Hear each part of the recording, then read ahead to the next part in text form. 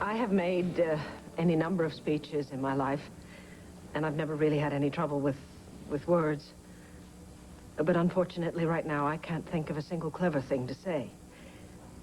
All I can think about is my baby. Her name is Jessica Ann, and she is the most beautiful and the gentlest creature that God ever put on this earth. And my husband and I, we love her very dearly. She's only been a member of our family for a very short while, but we miss her very much. Continue. You don't know Vicky. Dorian, what are we going to do? Nothing, Jim. I had so many things that I wanted to say, and now, when the time comes to say them...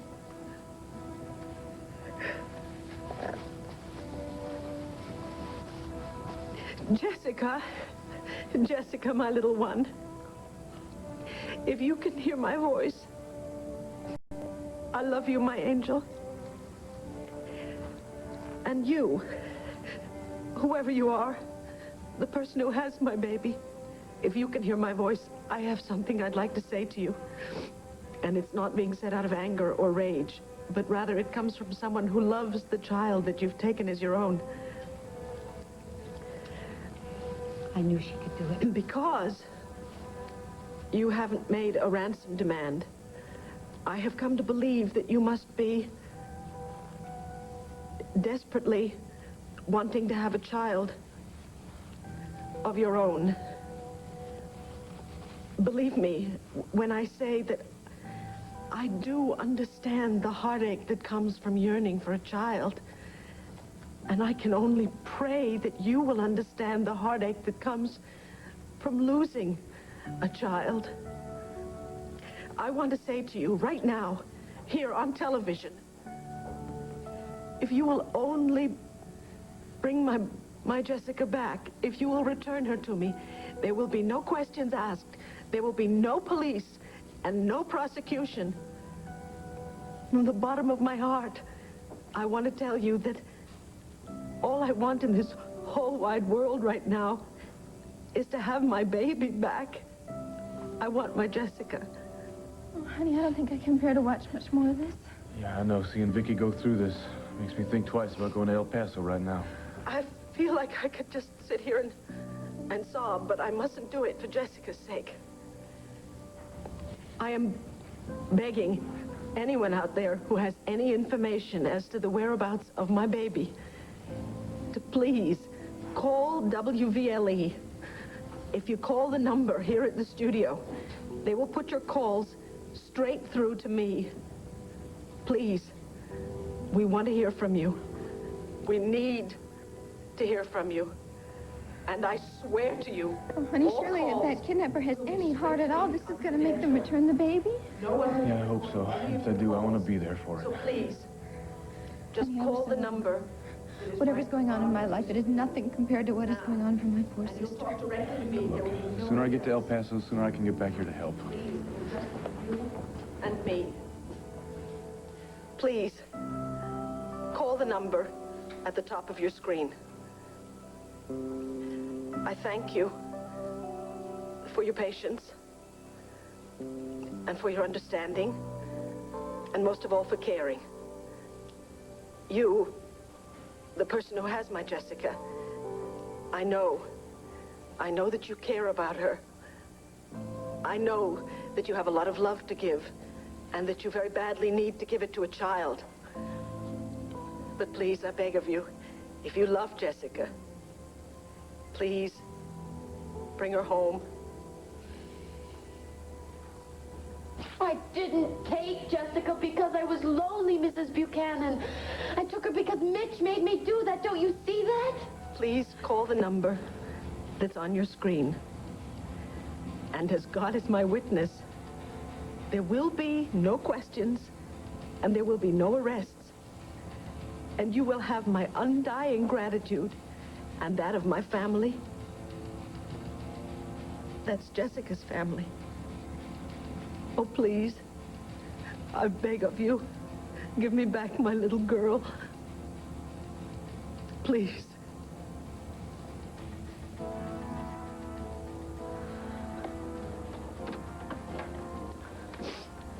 Enough is enough. 555 3700.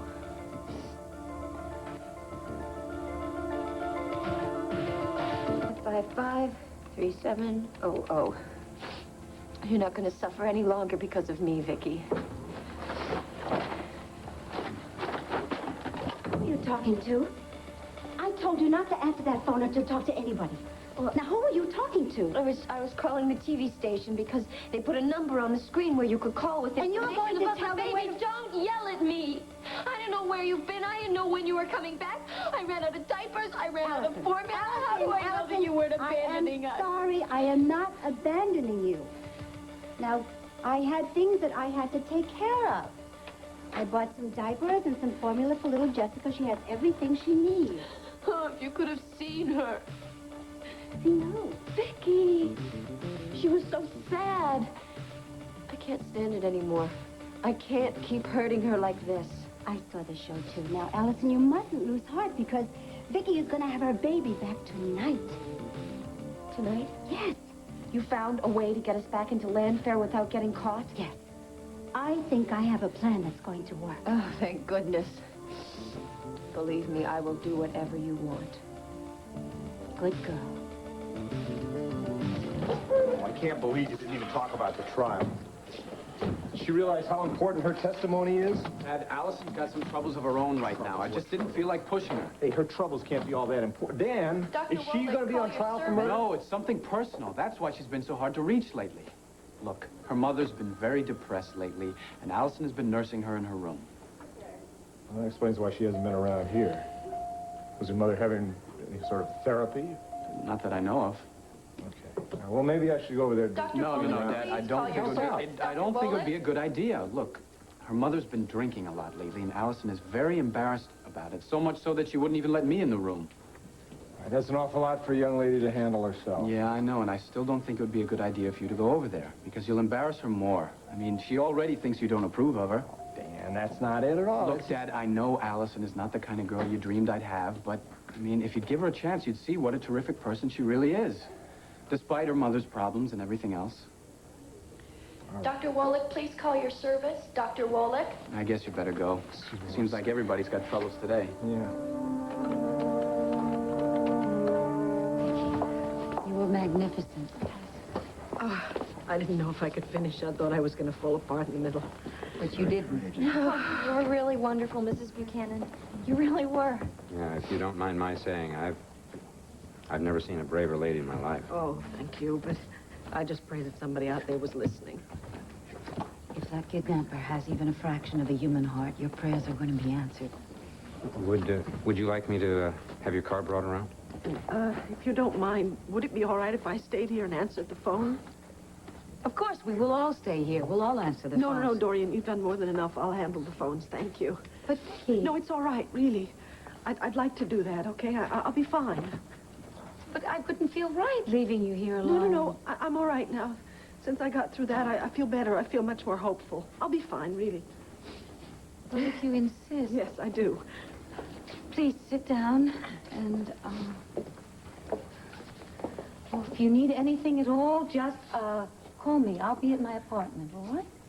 Dorian, thank you. I am eternally indebted to you. Stop. I mean it. No. Thank you. Jim. Stay with her, all right? Just in case she needs anything. Yeah.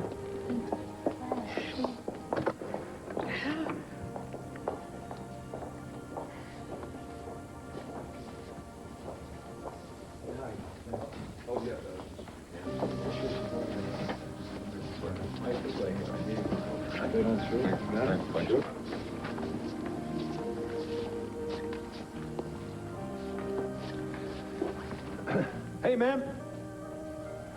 Anybody ever tell you you were something else, huh? Tom, what are you doing here? Well, I knew you'd come through with flying colors, so I came down to applaud. No How's that? applause, please. Oh, Tom.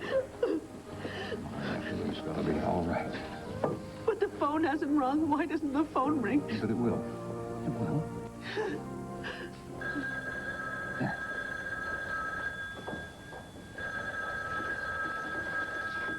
I have to do is pack a few more things. Man, I'm gonna have to run to catch that flash. Well, you can always catch a later one. No. I wasn't going to do that. Go pack. Thank you so much for understanding. Huh?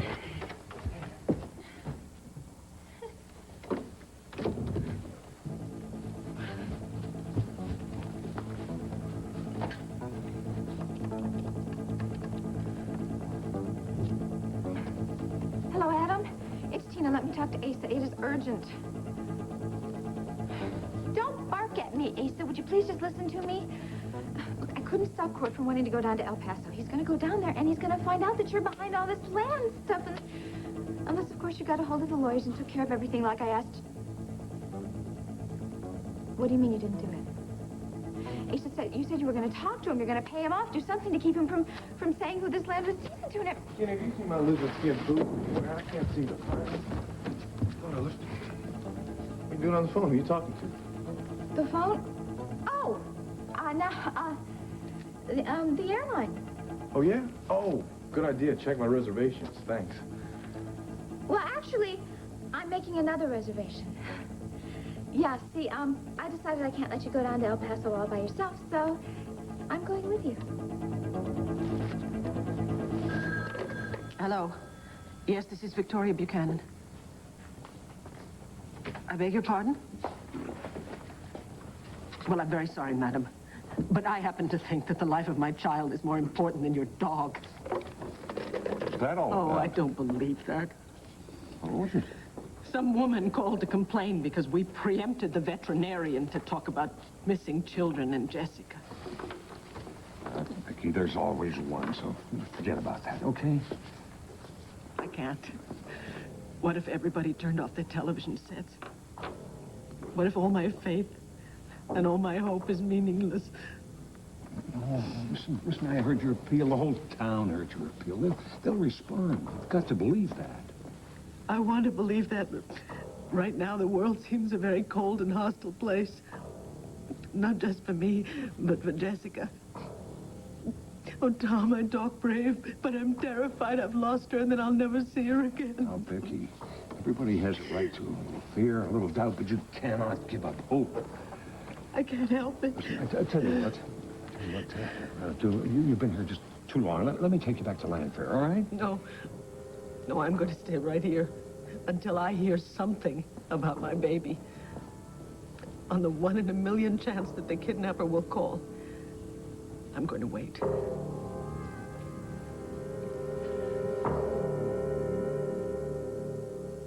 Allison, there's nothing to fear. You just have to wait until it's dark to make sure that nobody sees you. Wait, you're coming with me. We're in this together, right? Oh, of course we are. But my part is to make sure that the coast is clear. And when I'm positive that you won't be seen, I'm going to call you.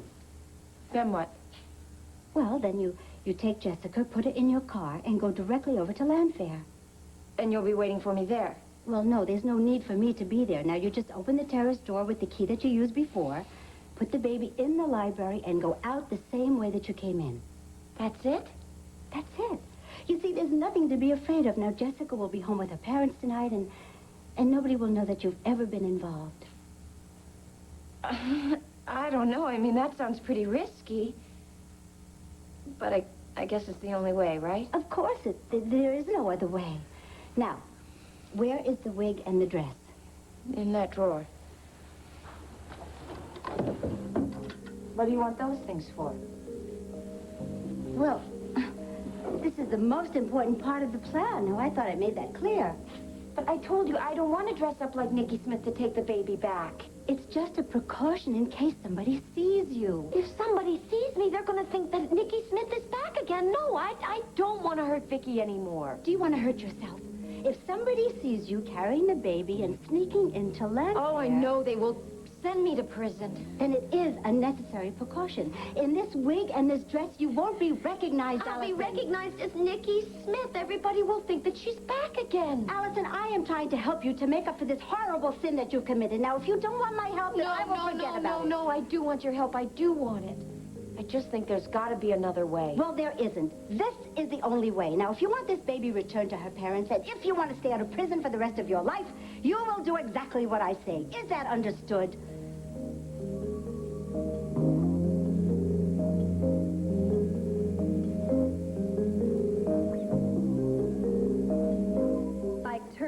pastrami, so I bought you both. Honey, you didn't need to buy me food. But it was very nice of you. Thank you. In fact, I'm delighted that you're here. It'll be better for me than just sitting around worrying about John. Why? What's wrong with John? He's left town on a very dangerous mission. Well, thank you very much, Mrs. DeLito. Yes, I'm sure that your prayers will have an effect on Jessica's safe return. Oh, I certainly hope so. Oh, yes, thank you. I'm sorry, Mrs. DeLito, my husband is signaling me. Yeah. I will, and God bless you, too. Goodbye.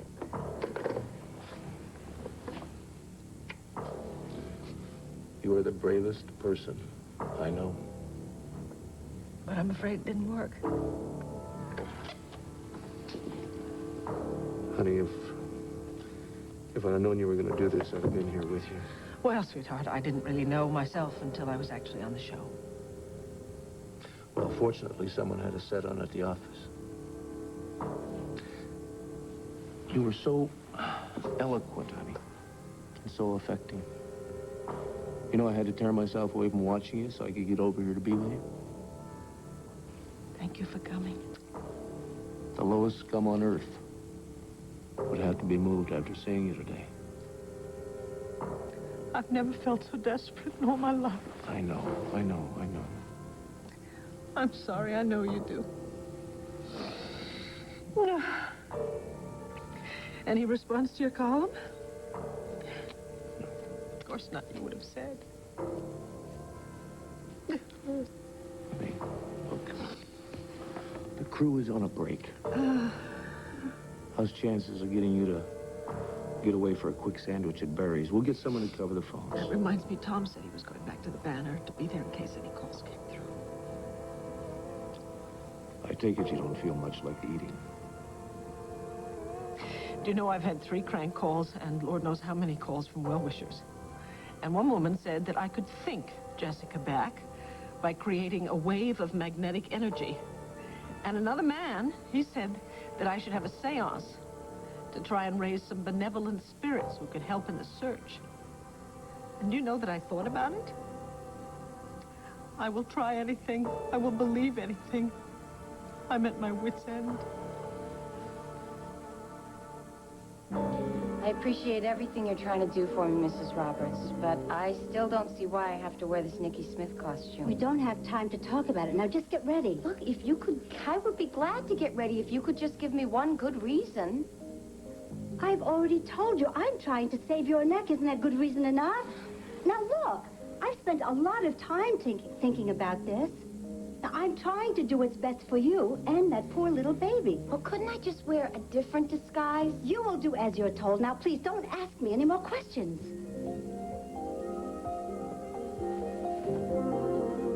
Will you at least tell me one thing? I will if I can. How am I supposed to get Jessica into the house with Clint and Vicky there?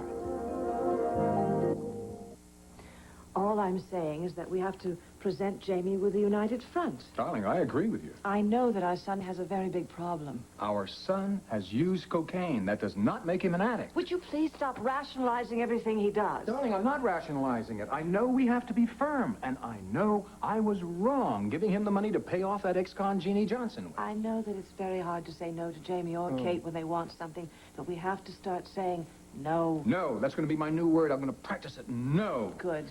Meanwhile, I have to call the State Department. Where is he? I don't know. He's supposed to be back about 4 o'clock. Why don't you make the phone call?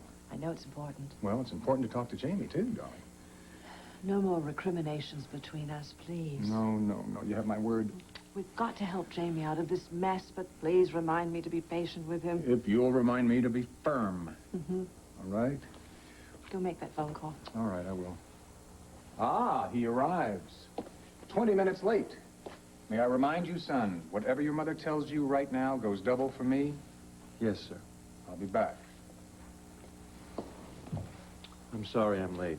Tardiness is not the biggest problem, right? I guess you could say that. Oh, come on, sit down.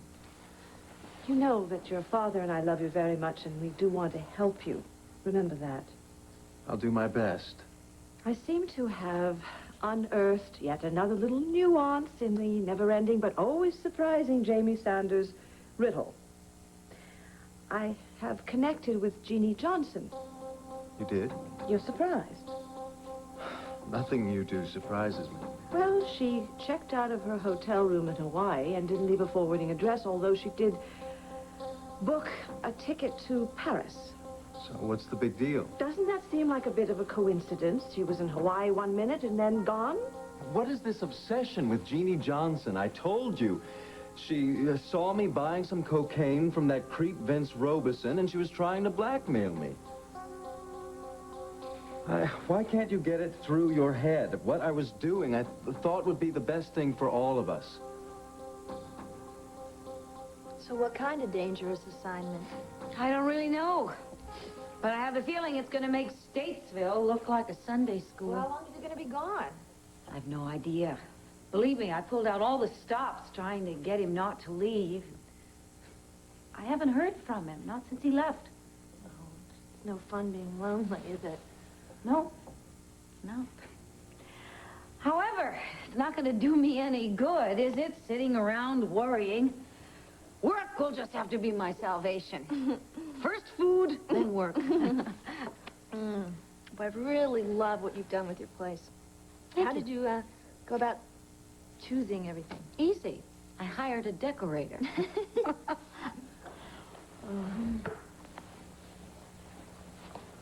Oh, I gotta tell you something. It was so exciting seeing you in action this afternoon. I mean, the way you make decisions, I mean, you just make it look all so easy, and, well, I know it isn't, but, well, my point is, I'd really love it if I could hang around there from time to time.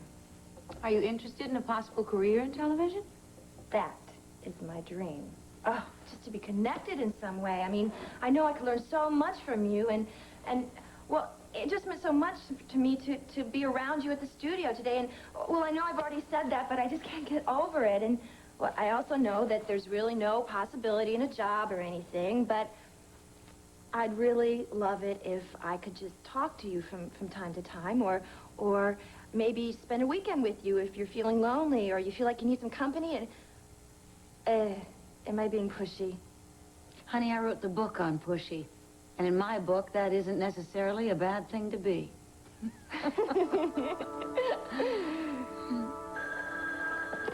Hello. Yes, Vicki Buchanan speaking. Yeah. Oh, Mr. Wyatt. Yes, you called earlier. Of course I remember you. Well, I'm very glad. Thank you. I appreciate your calling back, and I will take it into consideration. Goodbye. Don't ask, please. Honey, please let me take you home. If a legitimate call comes in, we'll get someone to cover it right away. I don't know. You don't know what? Well, I don't know if anyone else would recognize a legitimate call. I mean, I might sense something that they don't, and a legitimate call doesn't necessarily have to sound legitimate. Maybe Sweetheart, you are pushing yourself to the breaking point. I have to. Besides, I told Dorian that I was going to stay here at WVLE and answer every call personally. Dorian will understand. I know she will, but I'm staying. All right, when was the last time I ever talked you into anything?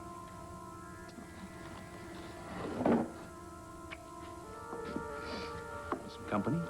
Of course. But I think you should go back to the Banner and be there in case a call Honey, comes through. honey. I mean it.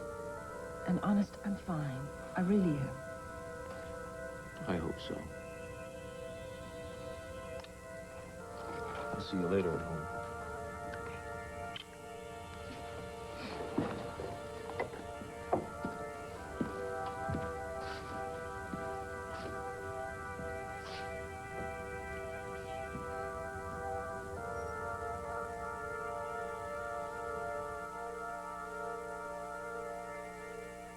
If you keep asking me all these questions, you're only going to make matters worse. Now, don't you worry about the details. I know exactly how to handle Clint.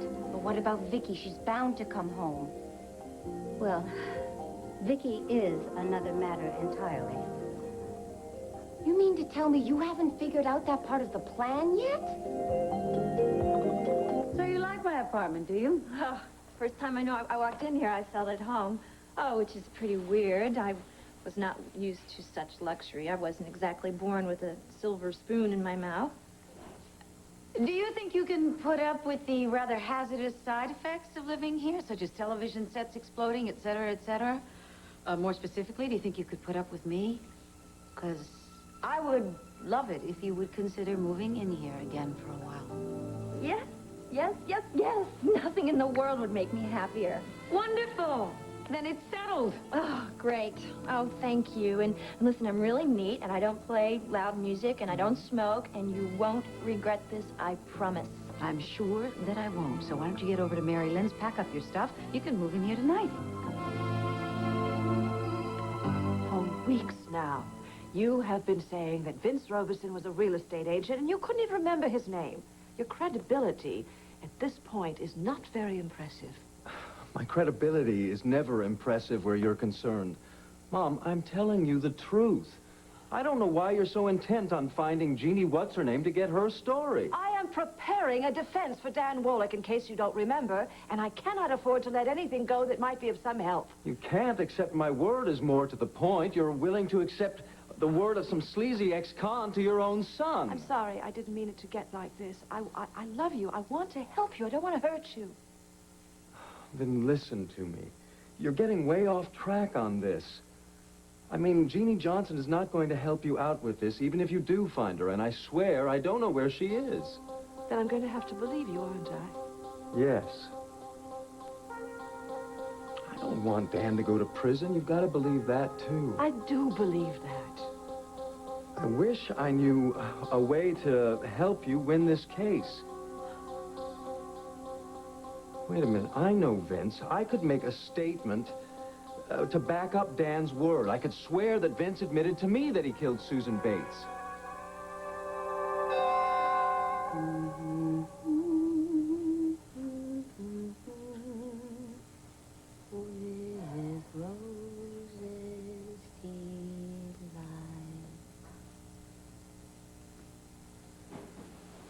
Oh, thank God she finally stopped crying. Do you think she's really okay? Yes, she's fine. Will you relax? Relax. You don't look very relaxed. Well, I still haven't figured out a way to keep Vicky away from Landfair until it gets dark out. Wait, I just remembered something. What? On the TV show, Vicky said that after the broadcast, she was going to stay behind and take calls personally. No, that's not good enough. What if she changes her mind? Oh, my God, why did you suggest this plan in the first place if you didn't have this all figured out? Will you please shut up? And stop staring at me. Look, I'm doing my best to make this run as smoothly as possible for you. Now, why don't you read a magazine or watch TV? Fine.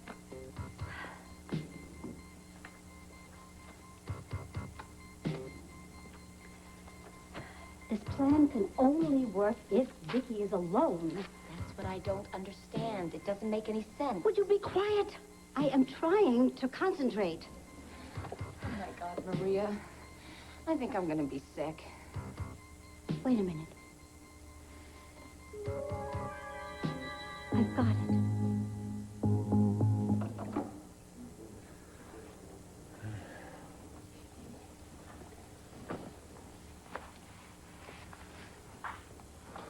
Clint. Anything at all? No, nothing here either? No, I'm sorry, nothing.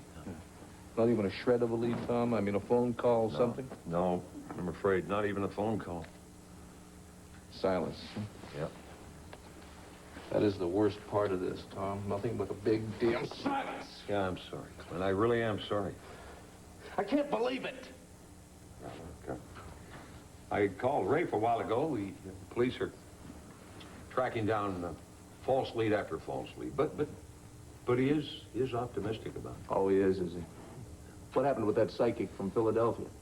They brought him up to Land Ferry, wandered around all day, and just trying to pick up some vibes. And no go? No, nothing.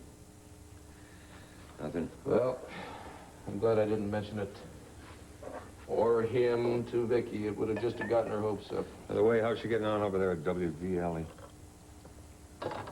She's barely hanging on, Tom. I don't know how long she's going to last. Well, I just can't believe that this is really happening. I truly feel for you, buddy, for whatever that's worth. Sometimes I can't believe that Vicki and I really have a baby.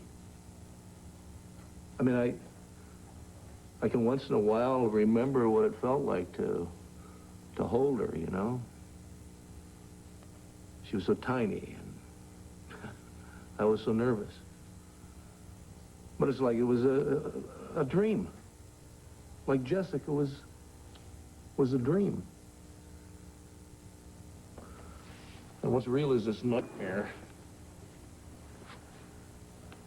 You know, I can really see myself punching somebody out on the street, some stranger on the street. I can see how people suddenly just flip out. Oh, sure, that's a natural reaction. Well, I don't like feeling that way. I don't like feeling like I'm somebody else, son.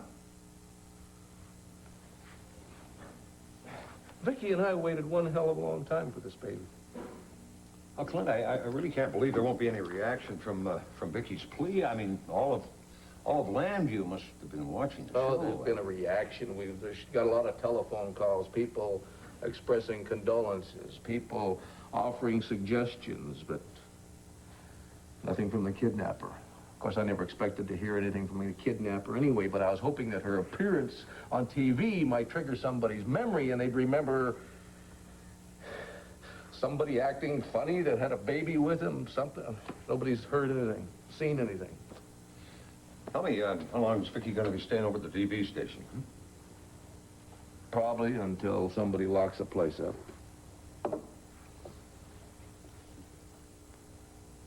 You know what keeps going through my mind, Tom? Oh, what's that? Is that the reason we haven't had any response is because Jessica is no longer alive. Now, that's the only way it can work. Do you have everything clear in your mind? I think so. No, that's not good enough. If you have questions, ask me now, because once I leave here, that's it. Oh, my God, Maria, I can't do this. Oh, Allison, of course you can.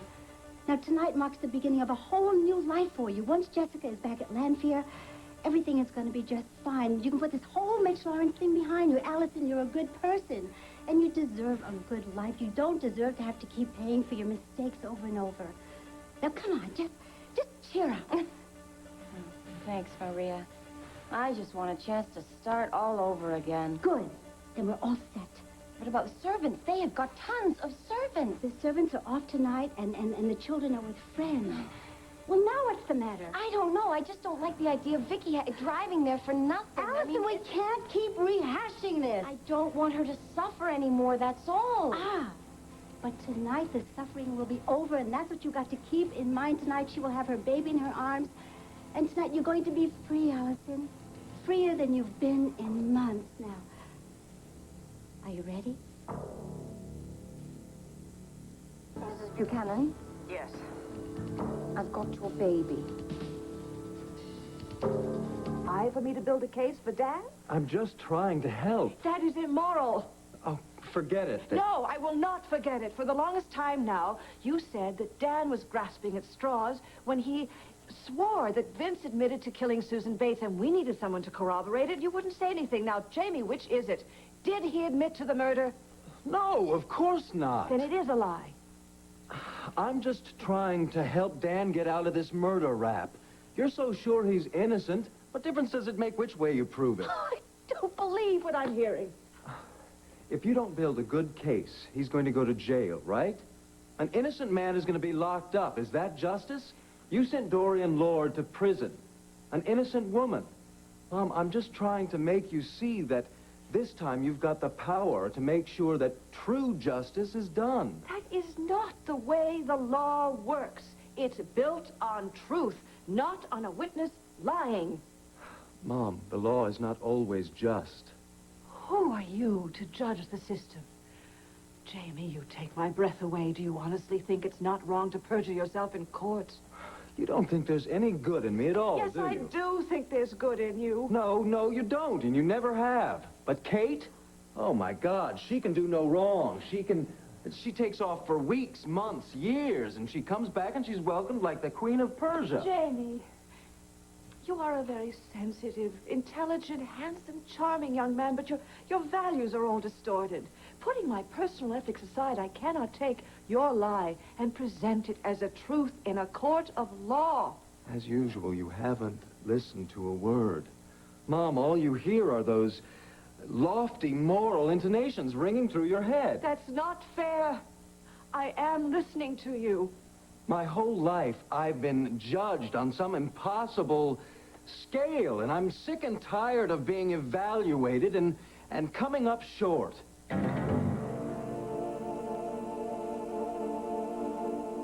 So I'll get my things from the carriage house, and I'll be right back. Oh, do you need anything from the store? Some cookies, maybe? Don't you dare bring sweets into this house. I can see it 2 weeks, 20 pounds. No. And nothing chocolate, ever. Okay. Oh, Excuse me? Oh, I'm sorry. I'm sorry. No, really, I apologize. Your maid said it was all right to come in. I didn't know I was interrupting anything. That's perfectly all right. Charles, this is Diane Bristol. Diane, this is Charles Sanders. Hello. I'm sorry that I bumped in you, but it was a pleasure. Pleased to meet you, Mr. Sanders. Dorian, I think I'm going to call Mary Lynn first to make sure that she's home.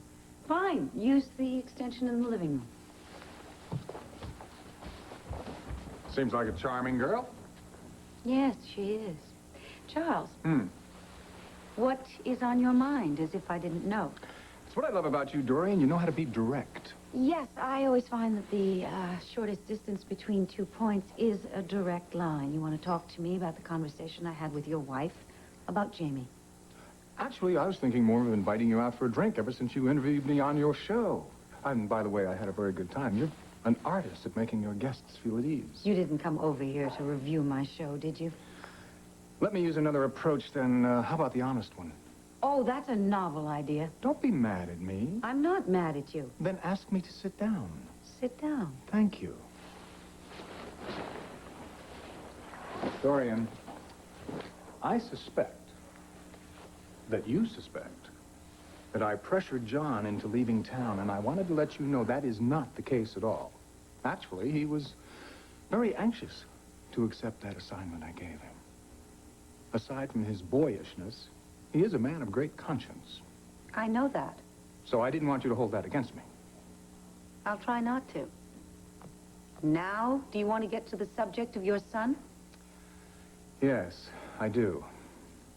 Judith tells me, well, that you've been making some rather wild accusations about Jamie and his involvement in the murder of the Bates girl. Well, I'd like to set that record straight. Matter of fact, I'd like to have this off the record, if that's all right. Just parent to parent. It's fine with me. All right. Dorian, Janie right now is going through a very rough time. Well, you have a daughter. I don't have to tell you what it's like trying to communicate with the young adults these days. They're not children anymore. You can't order them around. If you can, they won't listen. Anyway, it's come to my attention that Jamie has been using cocaine. Now, he's not addicted to it or anything like that, but that is his connection with Vince Robeson. And his mother and I are very deeply concerned about it. As well you should be. And you, Dorian, being the astute and sensitive woman you are, and I don't mean to flatter you, that just happens to be the facts. I'm hoping that you'll be able to understand that as frightening as Jamie's problem is, that's all it is. It is a problem. He is not public enemy number one. What he is an overindulged, certainly, young man who, like too many kids his age, has made a very wrong and extremely dangerous choice. That drug is a killer. It certainly is. And I didn't want you to think that Judith and I were taking this thing lightly. I'm glad to hear it. Because when I was in Statesville prison, I heard some nightmarish stories from the inmates that were there. How easy it is to fall into a life of crime, especially if you become drug addicted. And it doesn't matter whether or not you came from privileged circumstances. I can vouch for that. I was one of those inmates, too. Well, that seems hard to believe. Yes, Charles. Appearances can be very deceiving, can't they? Apparently so. Would you mind repeating that, please? Say it again. I've got your baby. Mrs. Buchanan, are you there? Yes, of course. Please go on. Hello? Hello? Leave immediately. Alone. Drive out to Route. Please, could you speak up? Drive out on Route 101 to the Green Dragon restaurant. Do you understand me? Yes, thank you very much. The restaurant is closed. There's a drugstore next door. Are you following me? Yes, I am. There's a parking lot in back of the drugstore. I'll be waiting there for you with your baby. Is there anything else? Leave immediately. Alone.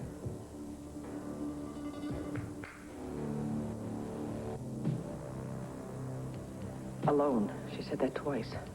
Is this a joke or is it for real? I don't really have a choice.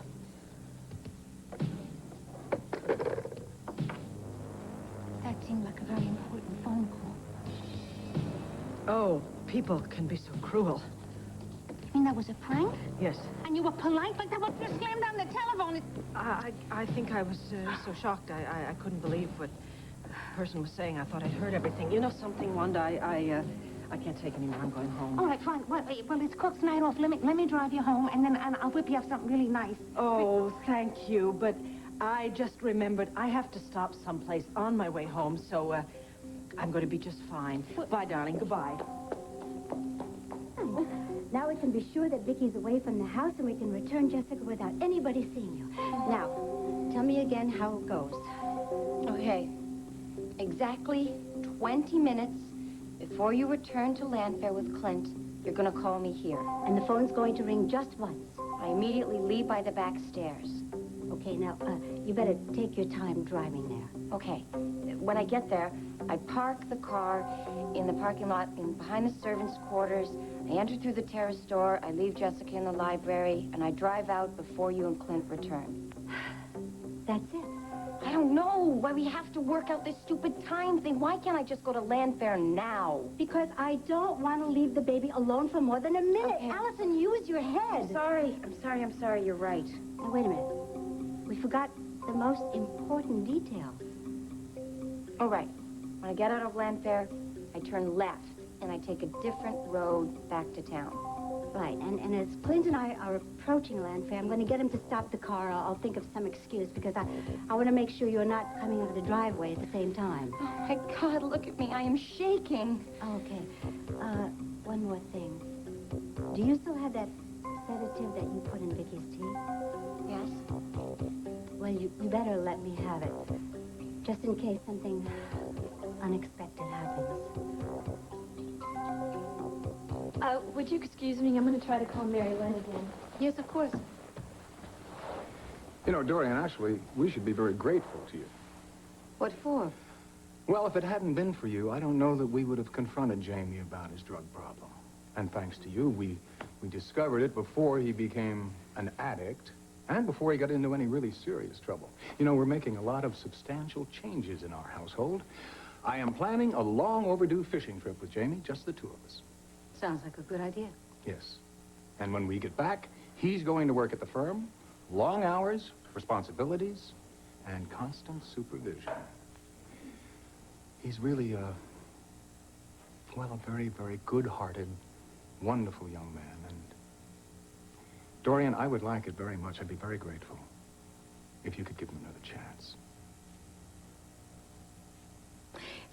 As I said to Judith, I really take no satisfaction in the suspicions that I've had about Jamie. Nothing would make me happier than to see him make a fresh start for himself. In fact, Diane, there's an example. She had a very, very bad childhood, from what I understand, and yet she's managed to surmount all of that, and she's trying to make a new life for herself. She's going to be moving in here with me. You've asked her to live here? You are some lady. Thank you. Now, I have another subject I need to discuss with you. May I try to anticipate that? John. John, exactly. Well, we are delighted, both Judith and I, that he has finally met his match. You're telling me Judith is pleased about it? Mm-hmm. Well, she wants her brother to be happy. We've never seen him happier than since he's been with you. I just wish he were here so that we could share that happiness. I know. Can I have some more details about this mission that you have sent him on? Do you have time to have that little drink somewhere? Do you have time to answer my questions? I will give you the answers that I am permitted to give you. Well, Deal. nobody's home, but I left a message on her machine, so hopefully she'll be calling back soon. Marvelous. Would you excuse us? Charles and I are going to be going out for a little while. And I'm going to give you this. Welcome to your new home. Good catch, kid. Bye-bye. See you in a little bit.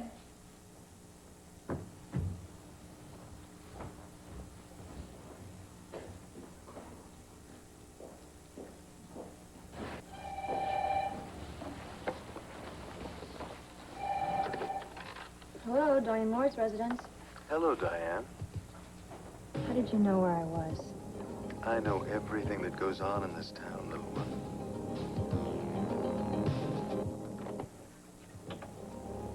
You can only stay a minute. I don't want you making any trouble for me, all right? Moving in with Dorian is the best thing that's ever happened to me. And not you or anyone else is going to screw this up for me.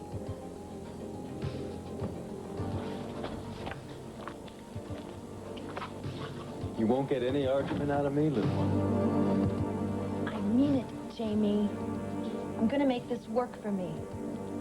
Well, I think this arrangement is going to work out just great for both of us.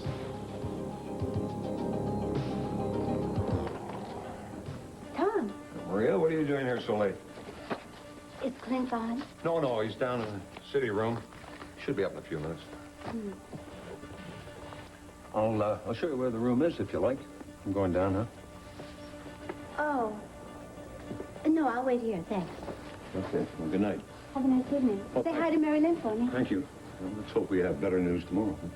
Yes, Good night. yes, let's hope so. Vicky's already on her way out there. And Clint is bound to be heading home now that he's finished. Maybe I should call Allison right now before he comes out. God, why hasn't she called yet? It's almost dark out.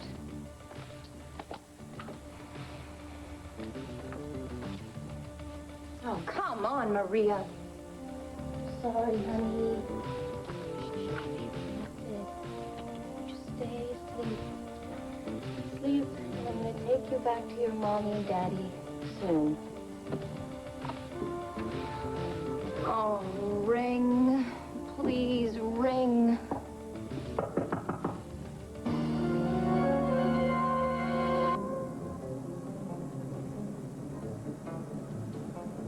Mrs. Buchanan, Yes. I've got your baby.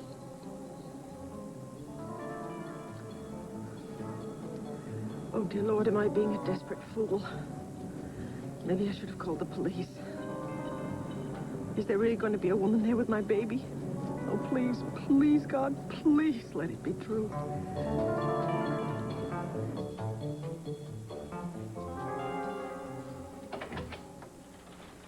Well, Maria, Hello, Clint. how are you? Oh, I'm well. I was in the neighborhood, so I thought I would drop by. Oh. Clint, I saw Vicky on the TV. Have you heard anything?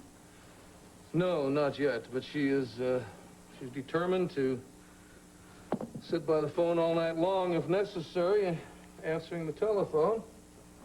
Just in case the kidnapper calls, she's hoping and praying that he will respond to her plea. Frankly, I got my doubts, but it's not like we have a whole lot else to do.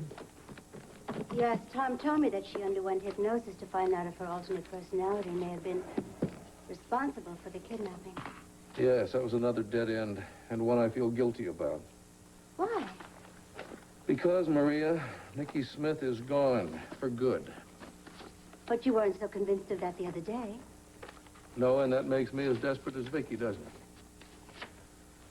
Anyway, I figure that we're just going to have to start facing the facts that Jessica may be gone for good. Oh, Clint, don't say that, please. Not yet. Well, look, you through? I'd like to buy you dinner. Well, Marie, I appreciate your support through all this, but the thing is, if you spent dinner with me, you'd just end up being as depressed as I am. Well, we don't have to talk about it, you know. In fact, I would like to talk to you about Cordero. Oh. Well, in that case, I suppose we could leave now.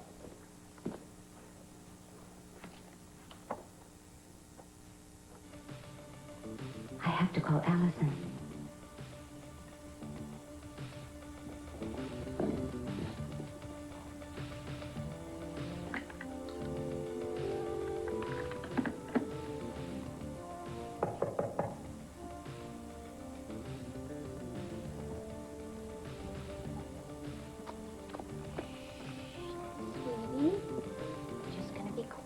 Here until whoever it is goes away.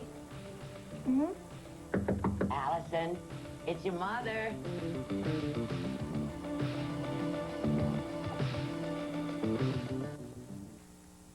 So, aren't you going to offer me a seat? Something to drink? Haven't I made it clear to you that I don't want you here? Diane, I know you're sore as hell at me.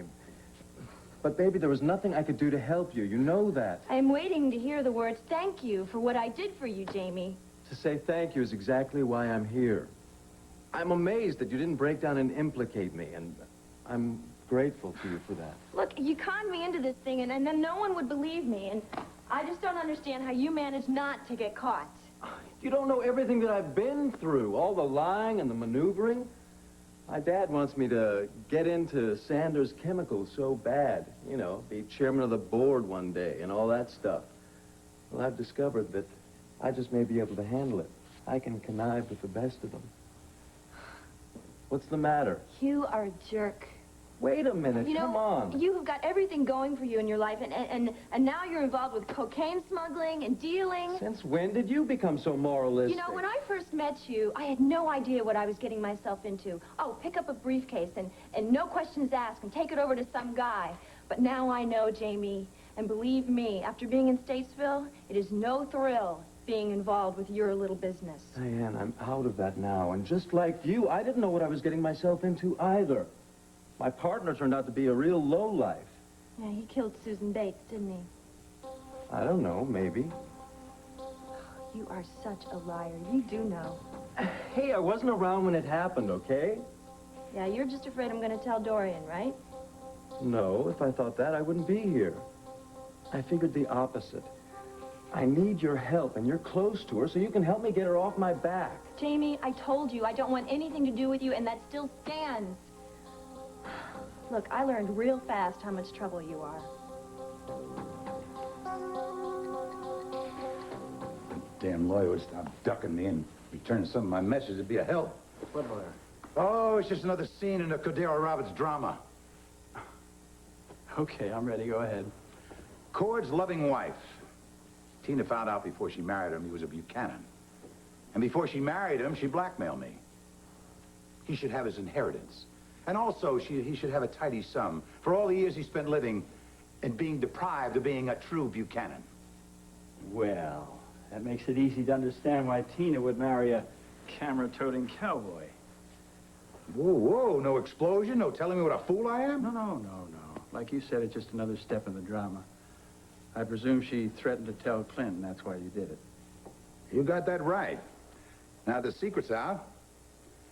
Cord is suddenly suspicious of the land he inherited from his dead father, because Hal never mentioned it. Now, Cord's got pride. He's investigating.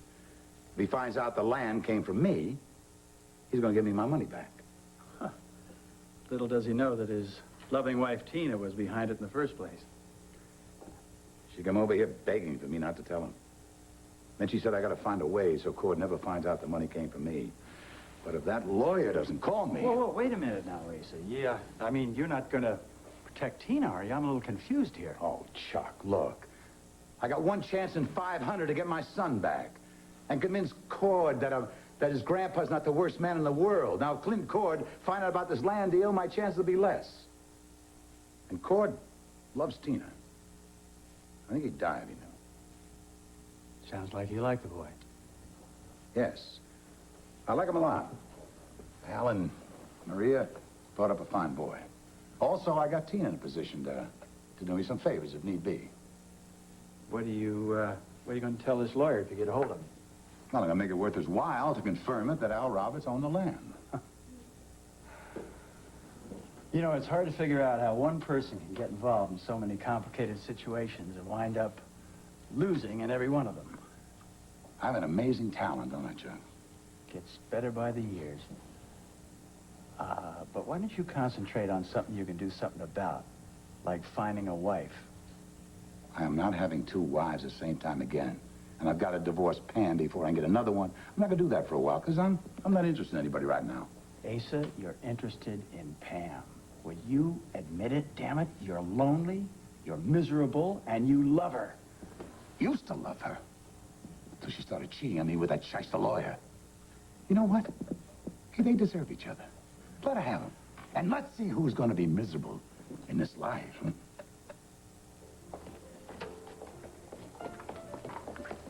Pam? Pete, what are you doing here? Oh, a client. No, I'm intercepting you. Why? Because I thought maybe you need a little propping up before your visit with Asa. Oh.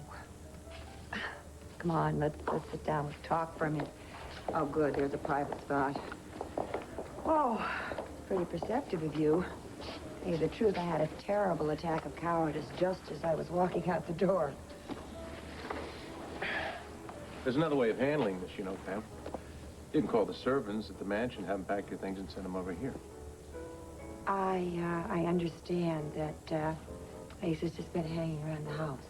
I mean, he hasn't even gone to the office. Nobody's talking to him. Big deal. Why is nobody talking to him? I guess I might as well tell you. It's going to be public knowledge soon enough. You remember the big secret I couldn't tell you? Well, it's finally exploded in Ace's face. Are you ready for this? Cordero Roberts is really Maria and Clint's son. What? Yeah. Neither Clint or Cord even knew about it till a few days ago. But for months now, I have been the great keeper of the secret. Even tried to manipulate Tina into marrying Richard. I tried to get Cord out of town. First of all, I'm not sure how you got involved in this, but more important, why didn't Maria tell Clint? Well, I'm going to tell you something first of all, and it's the reason that I have said it's such disgust for myself. Remember when you found me in the bar and I was drinking, trying to push myself into oblivion? Look, it is a very long story, but the bottom line of it is Asa kept Maria's pregnancy secret for years. He even paid her mother off to get her out of town. God, I feel so sorry for her. She was so young. But then I was the one that helped perpetuate the lie. You helped him because you were in love with him. Oh, I don't know. He knew he would use Clint if Clint ever found out the secret, and Clint did. And then what did Clint do? He tried to kill him. He was right. And then he refused to have anything to do with him. You still feel sorry for that snake, don't you? No, I don't feel sorry for him. I certainly don't feel like gloating. I can't laugh and go over and say, see, I told you so. You're lying, Pam. Maybe you're only lying to yourself, but you're lying. You're going over there because you know Ace is going to be there. And you're going to offer him comfort. And you're hoping that he's going to say, let's work on the marriage, Pam. And you're going to agree. Tell me something, Pam. How far are you going to take this?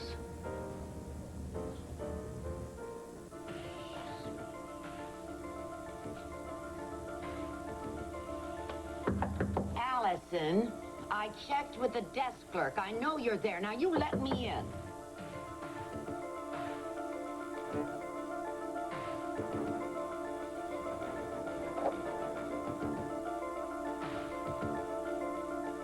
Pete, for heaven's sakes, you are miles ahead of me. I haven't even begun to think that far yet. Sure you have. You're just kidding yourself.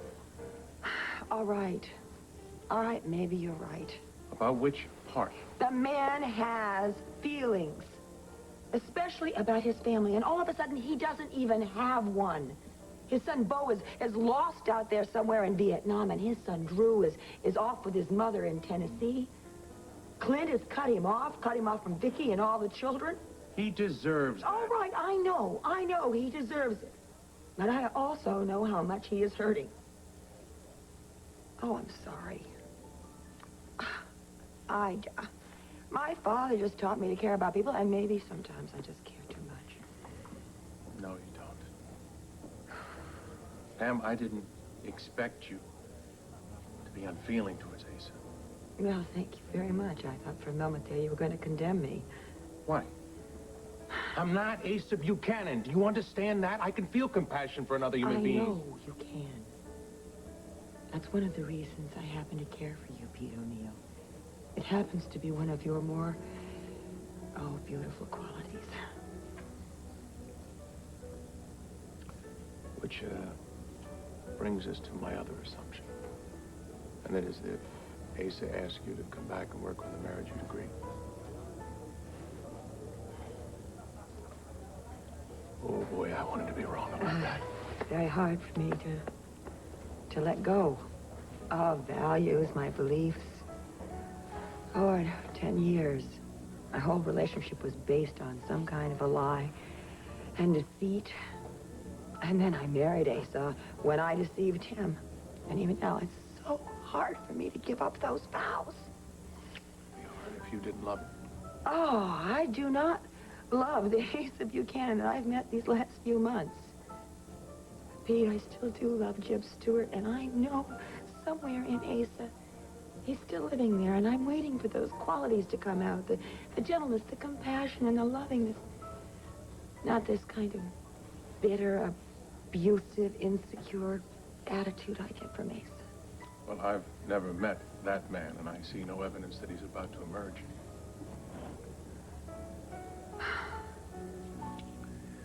I don't know what to say, Pam. Nothing, maybe. Except that I can't see you anymore. I've got to start knowing that we don't have a relationship. Wait a minute. Why can't we see each other anymore? Because if you go back to Asa and he asks you to share his bed and you do, it will just tear me up. Do you know how much that would hurt me? And Asa's not going to want you seeing me. I don't know what's going to happen, Pete. I mean, I don't even know if he wants me to even come in the house. I'm liable to go over there and find out I'm still a very foolish and naive woman.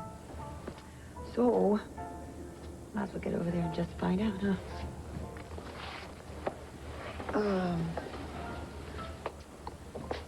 Where will you be? I'm going in the dining room. I'm going to get some dinner, and then I'm going home. Pete, I really do... Don't say it. Please don't say it.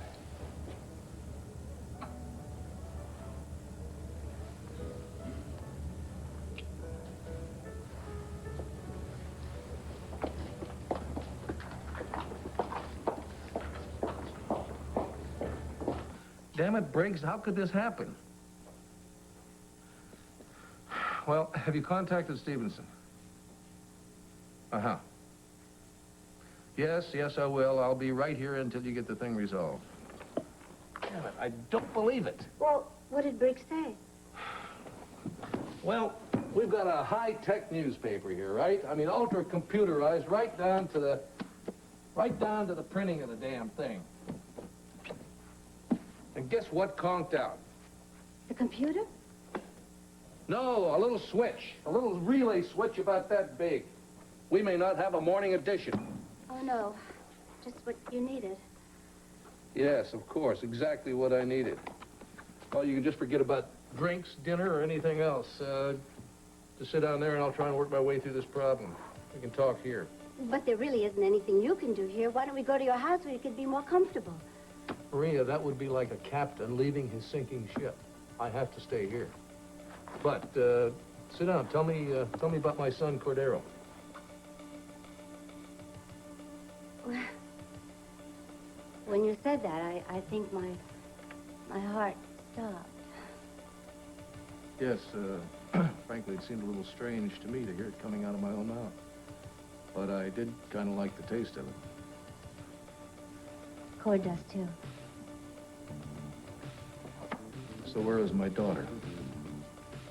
Where in the hell could Jessica be? Just a minute, Mom.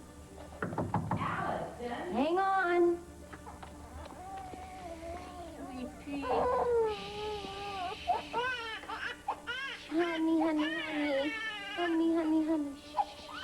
Coming.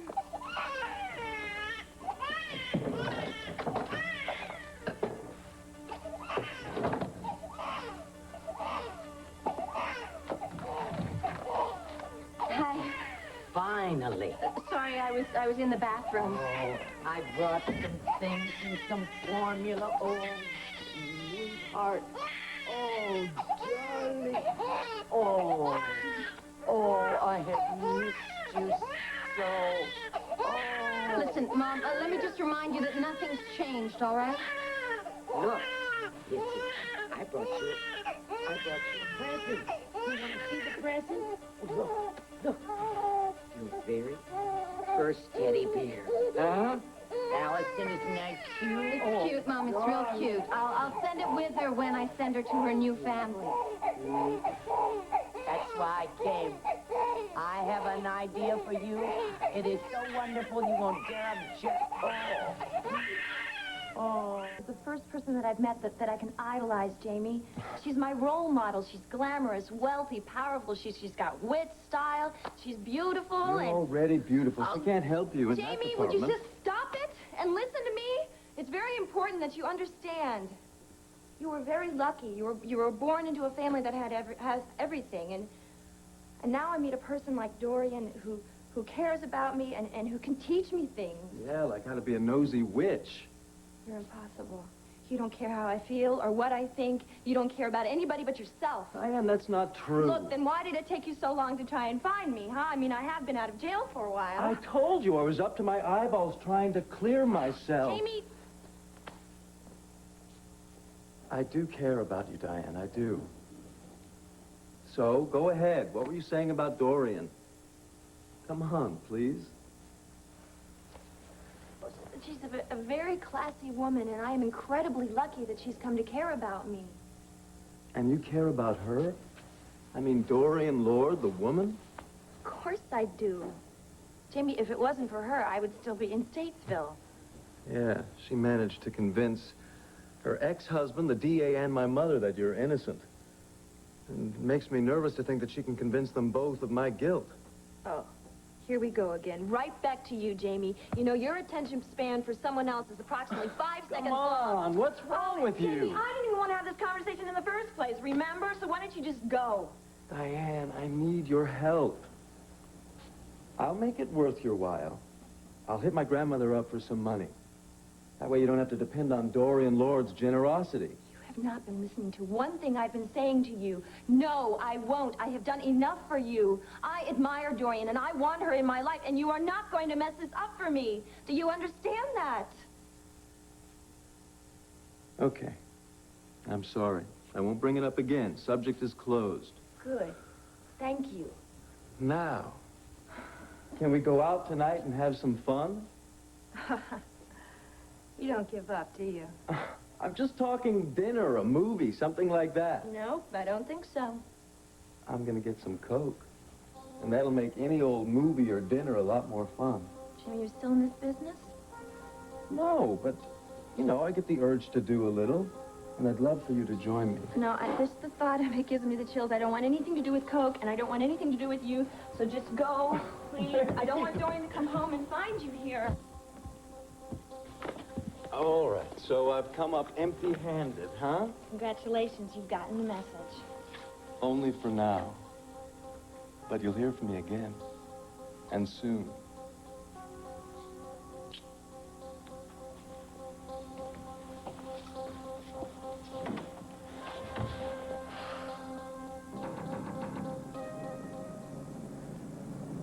Oh, God, am I lost? Drive out Route 101 to the Green Dragon restaurant. Don't you understand me?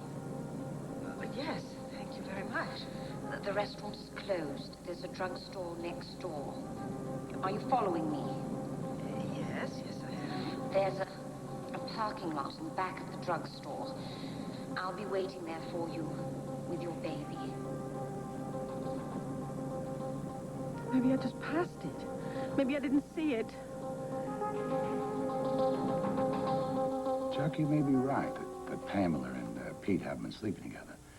It's just damn difficult for me to believe. Well, that's your foolish pride going at it again, Asa. But the point is that you have no proof. All you've talked about are suspicions. I just met Pam, but I got a gut feeling she's telling you the truth. I do, too. Part of me does. Well, then why don't you do something about it? Call her up. Take her to dinner. Ask her. Let's talk. Oh, I call her up. I'm sorry, Asa. I got a previous dinner date with Pete O'Neill. Asa. No, Chuck. She's going to say it's too late. I've gone too far this time. It's over, kaput. But you're never going to know till you try. I don't want to choke down any more pride if she says no. Oh, all right. The other alternative is I'd be miserable and alone.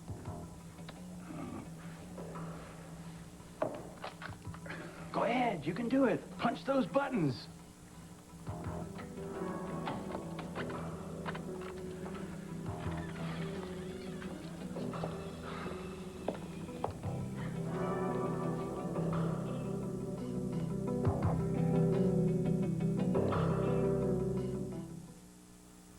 One Life to Live will continue in a moment. Pamela. Asa? Hello, Chuck. Hello, Pam. Is there any news on Jessica? Oh, Vicky went on the air to make a plea to the kidnapper. It had me in tears, and I imagine most of the people on the East Coast. As far as I know, the sicko that took the baby wasn't moved. That's awful. That's awful. I mean, there haven't been any leads at all? Well, my son is not talking to me. He probably told Vicky to do the same. Wait a minute, why are you here? You're not here to rub it in. My family's not speaking to me. I most certainly am not. Asa. No, Chuck, it's all right. I'm just going to be here for a minute. I came by to tell you I'm just going to go upstairs and pack a few of my belongings, my paintings. You and O'Neill have your own pad now, honey? Asa, weren't you going to say something to Pam? Weren't you going to ask her? I just asked her something, Chuck. I asked if using my home as a warehouse before she and O'Neill find their own place. Asa, will you just do me a little favor, please? And you have Adam pack all my belongings and send them over to the Burning Inn. Because I don't want to spend another minute in this house. You know, you really are a disgusting man.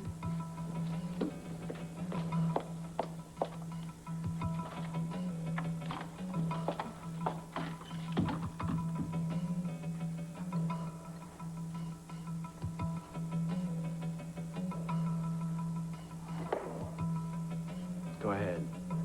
If I were you, I'd roll inside that bottle and hide. Hide from what's left of the rest of your life.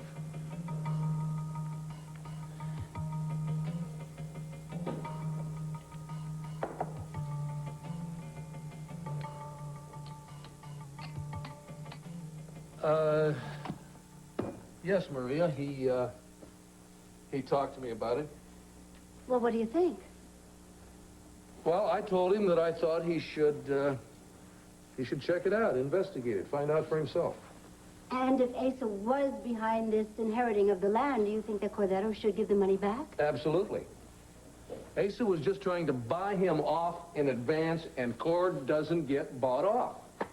Well, that's true. I wish I could feel the way you do, but I don't. I can't help it. Oh, you think that, you think Cord deserves a piece of the wealth because it was denied him so long, huh? Well, I suppose it's kind of rough on you, too. I mean, after all, you did get a piece of it. Oh, no, I'm not worried about myself. Al left me fairly well off. It's just that your son wants to have a bunch of kids. It's not as though he's making a fabulous living here as a photographer working at the Banner. Not to mention Tina. Oh, yes, I bet she threw a fit when he told her about it. Oh, yes. It's a problem because as much as I may dislike Tina, she does make Cord happy, and I just worry because if she loses her happiness, is she going to make his life miserable? Well, she claims to be in love with him, and I'm doing my damnedest to believe that. So am I. I mean, I don't think that she's intentionally going to, like, make his life unbearable if he gives the money back, but I'm afraid that it might change their relationship in the long run. Well, it really isn't our problem, is it? I mean, if he can't live with himself by accepting the money, then the money has to go back. Period. Boy, he sure inherited your prideful genes. Yes. How sure? Good, good. Keep me posted. Briggs? Yeah. The consultant is 90% sure that he can have it fixed. Oh, terrific. Then we can get out of here? Well, we're going to have to wait until they make sure they get it rolling. You keep looking at your watch, Maria. You noticed? Yeah. Well, actually, I keep wondering how long Vicky's going to remain at that station waiting for the phone to ring. Well, too damn long, most likely. But she's going to have to decide when she's going to leave because she won't listen to me if I try to tell her. Now, let's see. Rafe and the feds are into their computers trying to come up with some criminals that have been known to wear wigs or who might be capable of kidnapping and possibly selling a baby. Every possibility has to be considered here just the same way we had to consider the possibility that it was Nikki Smith who did the kidnapping. Do you mind if I help myself to some coffee? No, no, go ahead. Thanks.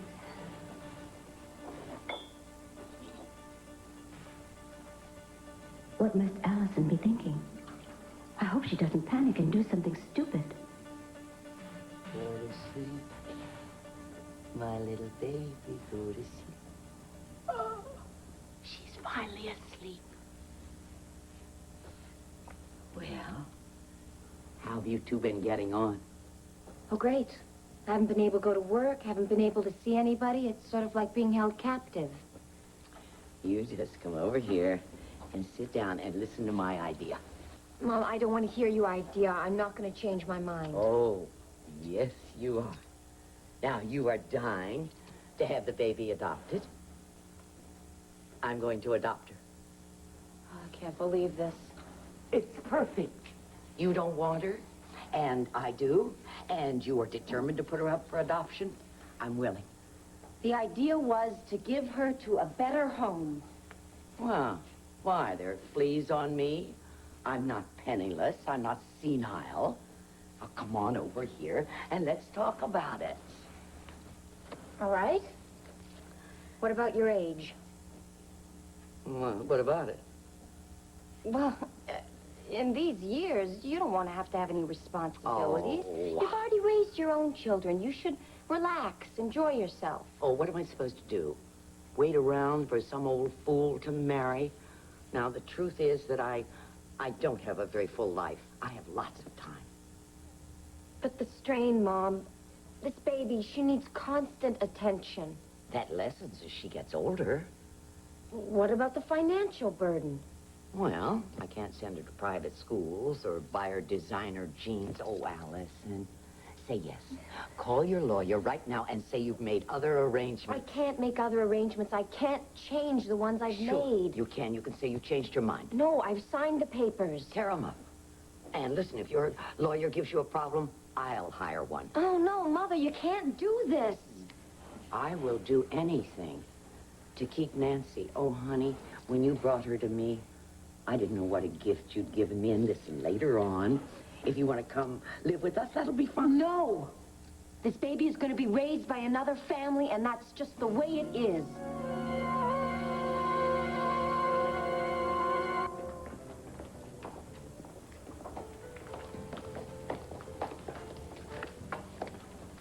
Hi.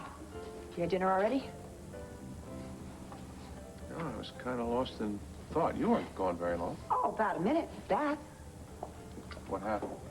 Well, let's see. Asa actually accused me of using the mansion for a warehouse. That is, until I moved in with you. I think that was about it. Man constantly amazes me. I know it. It was really weird.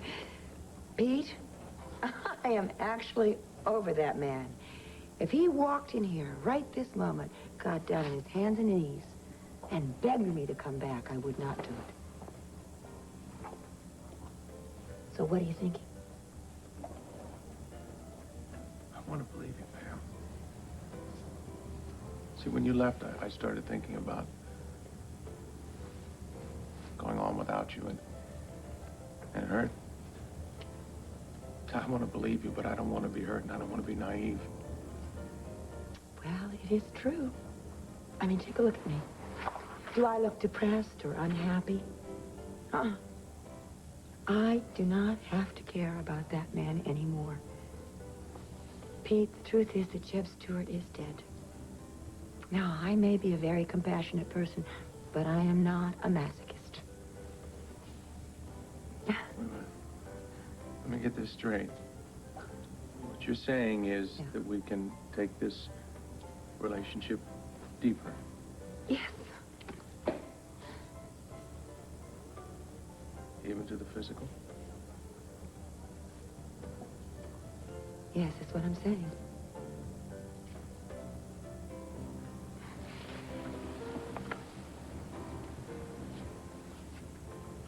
Oh, Pete, come on, it's public. Right. Let's just slow down a little bit and take this thing step by step, okay? Right. Starting with dinner, I'm starving. Right. Right, come on. If you change your mind... No, counselor. Counselor. I swear before God and the Commonwealth of Pennsylvania, from this moment on, I am Mrs. Asa Buchanan, in name only.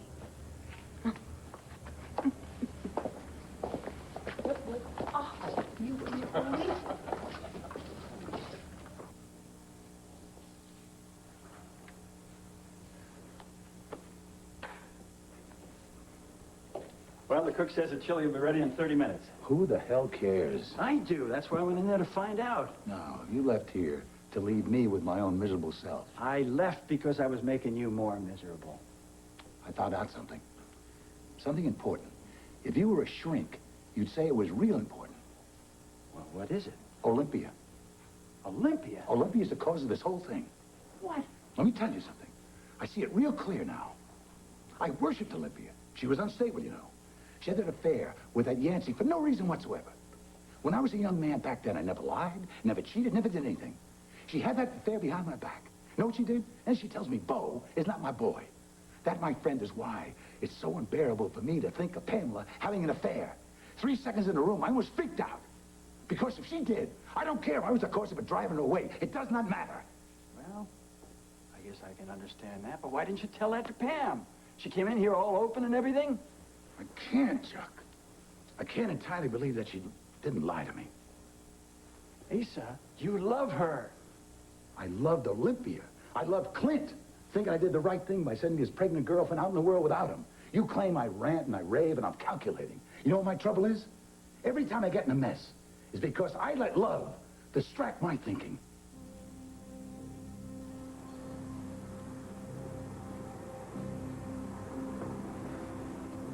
Jamie.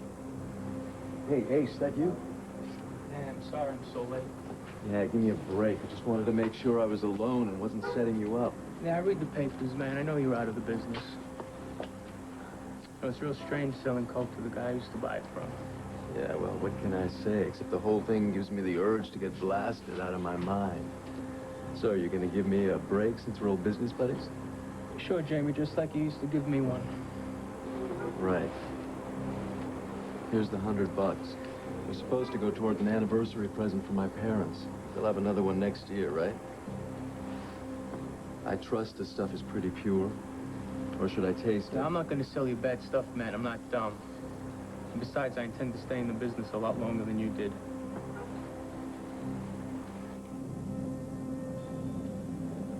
Oh, that was it. I just passed it. The Green Dragon.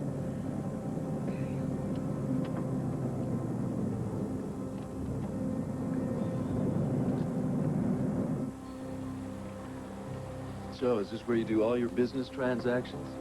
Yeah, till they're through renovating the place, then I got to switch. You know, the Green Dragon's a real popular restaurant. What the hell's going on? Take it easy. It's not the cops. You set me up! See, just get lost. I'll take care of this.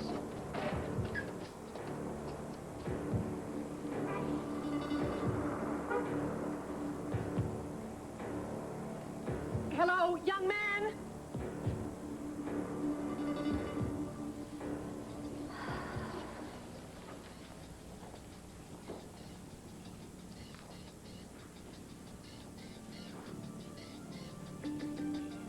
Is it true, Maria? Is Cord my son? Yes. Clint, you didn't think that I would make something like that up. I don't know what to think. In my position, wouldn't you find this a little strange? Yes. I'm sorry that you didn't know about it all these years. Why the hell didn't I? I didn't run off. You did. You ran off. How could you do it, Maria? How could you run off, pregnant with my baby, and not tell me? Stop yelling at me. I got every right to yell at you. I got every right to snap your neck. My neck?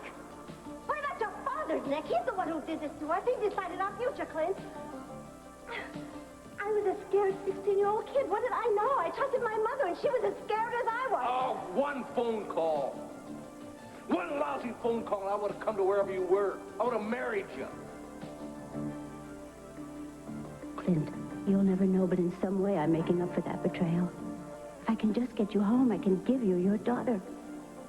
I better call Allison and tell her about the delay.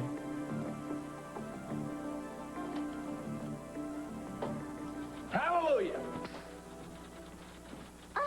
Does that mean it's fixed? Well, we may be a little late getting on the newsstands, but the crisis is over. Oh, good. What a relief. So we can leave now? Well, I'm going to call Vicki and let her know that you're going to join us for dinner at the house. Oh, no, Clint, I don't want to impose. No imposition. Damn it, there's no answer. Well, we get to the house and she's not there, I'll just call WVLE and tell her enough is enough. Bucky, you're looking awfully tired. I'm beginning to worry about you. Oh, well, the possibility of that newspaper not getting printed tomorrow aged me about 10 years. But I'm going to be just fine now. I just wish we could have held off telling you about Cordetto until Jessica was found. Maria, it would have only been something else that would have made us hold off longer. This has been in the dark 20-some-odd years. I'm glad it's finally out in the light. Let's go. Oh, could I make a quick phone call, may I? Sure, yeah. Thanks.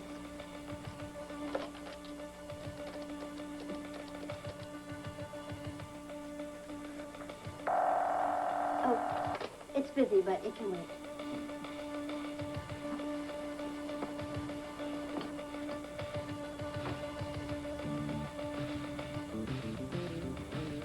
What was that? What do you mean, what was that? The phone rang and then whoever it was must have hung up. Listen, Mom, thanks so much for all of your help, but I think it's time you should leave now. Wait a minute, we haven't finished. Yes, we have finished. Now, will you please leave right now?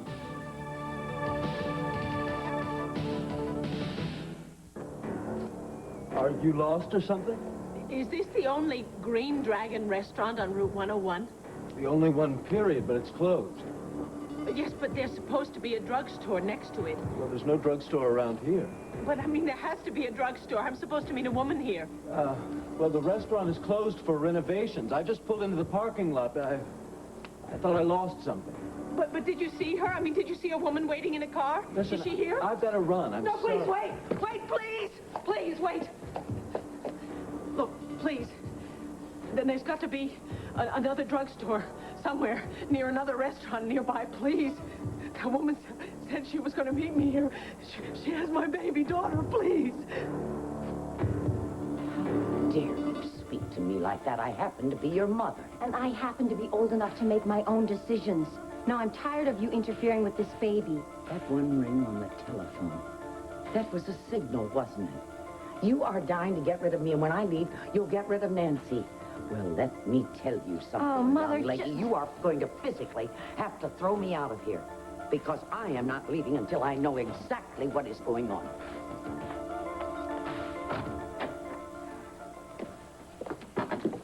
Vicky! Vicky! Well, the servants are all off. Kevin and Joey are staying with Delilah. I guess she hasn't gotten back from WVLE yet. Let me see if anybody left us a note. Oh, Clint, I can't wait until you walk into the library and see that your daughter is home. Found nothing here but a bunch of junk mail. Come on in the library, I'll fix you a drink. Okay. Well, have a seat, make yourself comfortable. Buchanan, Yeah, my baby was... I just realized that. I remember seeing your picture in the paper. I'm real sorry, but I haven't seen anyone around here with a baby.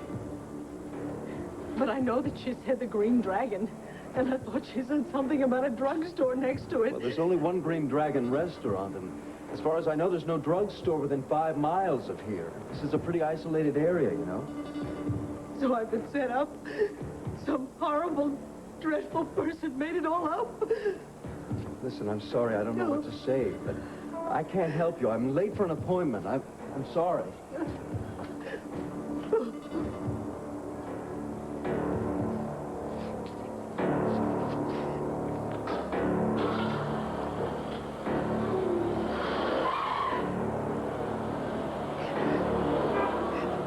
Hello!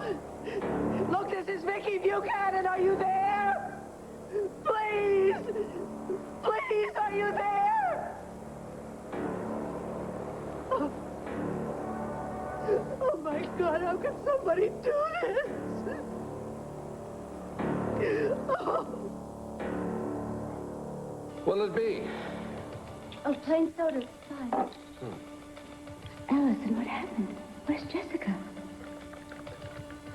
I'm going to leave you here for just a moment, Maria, if that'll be okay. Maria? Yes?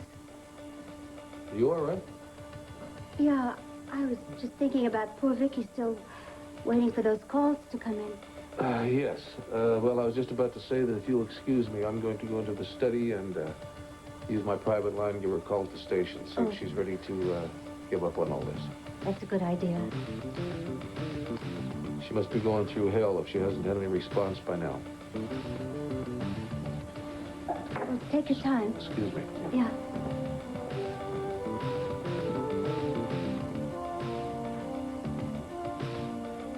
What if Allison got caught with the baby? What if she's confessed that I was trying to help her out? Maybe she panicked and ran out with Jessica because I didn't call her when I said I would.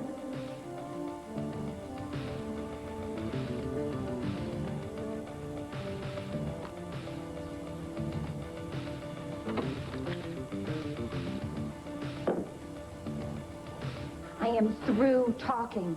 How many times do I have to tell you that? Or do you want me to get the police to physically throw you out? I do not believe what I'm hearing. Obviously, or you would be out this door instead of arguing with me.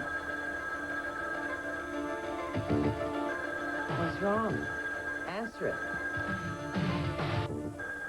Allison. I don't feel like talking to anyone, all right?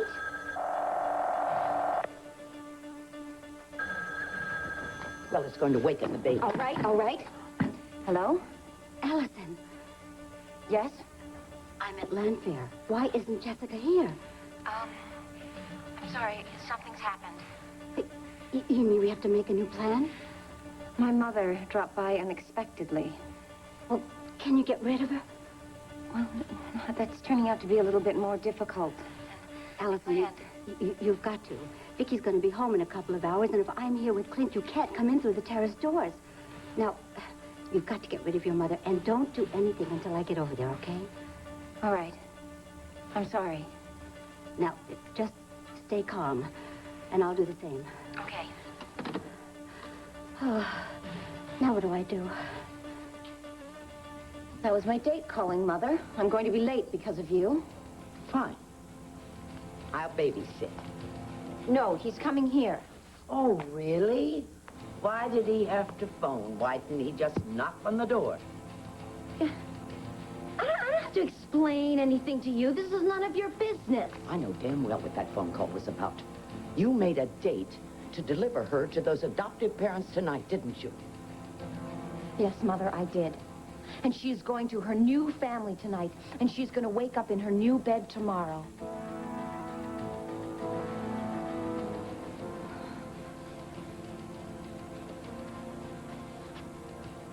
Of course, the sedative. I forgot all about it.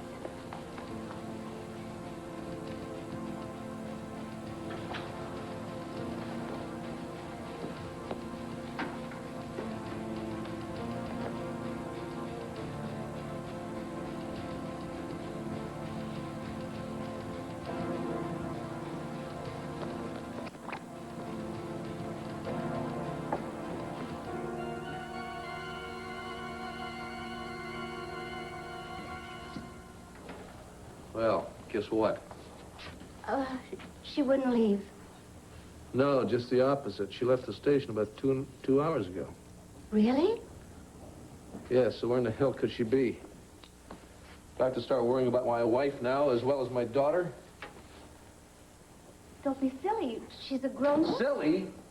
I've had a crisis around here about every 7.5 minutes. I'm being silly? Yes, you are. And yelling at you makes a lot of sense, doesn't it? Bucky, if I were Vicky sitting for hours and not getting the call that I so desperately wanted, I don't think I would want to come running home to the same empty nursery. Yeah.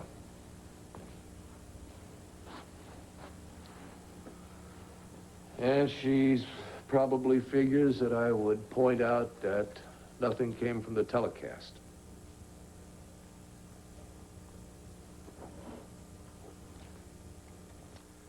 And then we'll sit around staring at each other all night. Both of us being very careful to avoid the subject that both of us are afraid to talk about, namely that we will probably never, ever see our baby again. Now, you stop saying that. I told you before, I have a very strong feeling that your baby is going to be back. Do me a favor, will you? Yes, anything. Tell me about Cord when he was a baby.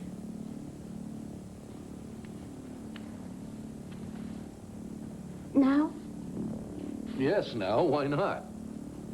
It's either that or think awful things about Jessica or think about and worry about Vicky being someplace and being in so much pain that she can't bear to come home and face me. But you really have got to let go of some of this tension that you've got all bottled up. I'm sorry. I'm not doing very much to help you get over your problem. No, but you could, Maria. I just told you that I would like to hear about Cord when he was a baby. It's just that I feel so guilty. Well, don't. Don't. It's not your fault. It's my father's fault and your mother's fault that I missed all those years and I missed all those little moments. And it looks like I stand a very good chance of missing those moments again with my daughter. So would you just please share some of those memories with me? All right. All right, I will. You must have a lot of photographs from years back. Oh, I do. And, you know, you and Cord ought to sit down one day and look them over. I'd like that, yeah. Oh, in fact, I have a picture in my wallet. It's an old one of Cord. You know, he looked so much like you back then. I think that's why I've kept it with me for so long. I know it's here. Ah.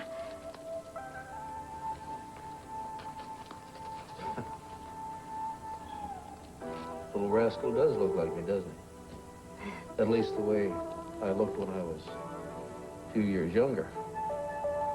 Yes. Yes. Start with day one, will you, Maria? I mean, all those little memorable events, you know? Maybe if you share that with me, you know, I can kind of, well, experience them through you, you know, and maybe feel like I was a little part of that long-lost past, you know? I mean, can you imagine? Something you gave birth to just gone. Well, to tell you the truth, Mary Lynn, I never gave much thought about having babies and being a mother. Really? I think about it a lot, actually. Is that all you want in life? Just to get married and have kids? That's it? I'm not saying that's all I want, but it's certainly the most important thing. Oh, I don't know. I can't help thinking that there's got to be more than that. And, well, I guess we just come from different backgrounds. Yeah. Diane, do you think you could ever love a man so much that if something ever happened to him, you'd feel no one could ever take his place? Sorry. I guess I'm asking you a question I ask myself all the time. Well, no, it's just that I'm really not sure what you're talking about. My father. He can't bear to talk about my mother at all. I remember as a kid wondering if I'd been hatched or dropped off by a spaceship. Diane, I'm not kidding around. I'm sorry. Look, maybe I shouldn't admit it. It's stupid No. anyway. Listen, I'm listening. Tell me. He won't talk about her. He doesn't even have a picture of her. The subject of my mother has always been too difficult for him to deal with. And I understand, at least now that I'm a little older, how the pain was so great that he just couldn't deal with it. But sometimes, it's like I never had a mother at all. Well, Mary Lynn, I know that you never knew her or anything like that. She's not just a total stranger. She's a blank spot. And my father, he wants to keep her that way. Wow. Gee, I don't really know what to say, except that, well, it must be pretty rough. Awful. And whenever I get up just enough courage to really question him about her, I get about 5 seconds into it when this look crosses his face. I remember once in El Paso, when I first got my driver's license. I was out with 4 of my girlfriends, and we got stuck on the railroad crossing. And there was this train coming at us. Jeez. But there was this moment when I looked at the kids in the car, and I saw the same expression that my father has whenever I bring up my mother. Like a train is speeding towards him at 90 miles an hour, and if I continue to question him, he'll be destroyed. That's a pretty frightening image. Excuse me. Dorian Law's residence. Yo, Cinderella. Prince Charming here. I'm not interested in your charms. Come on. Diane, I want you to meet me in my room at the Vernon Inn. I thought you were living at home. Yeah, as far as the parents are concerned, but I'm keeping my room. And I want you to come and see me. I want nothing to do with you. I thought I made that very clear to you a few hours ago. Now, have you forgotten? No, I thought maybe you just changed your mind by now. But you thought wrong. Look, I got company. Goodbye.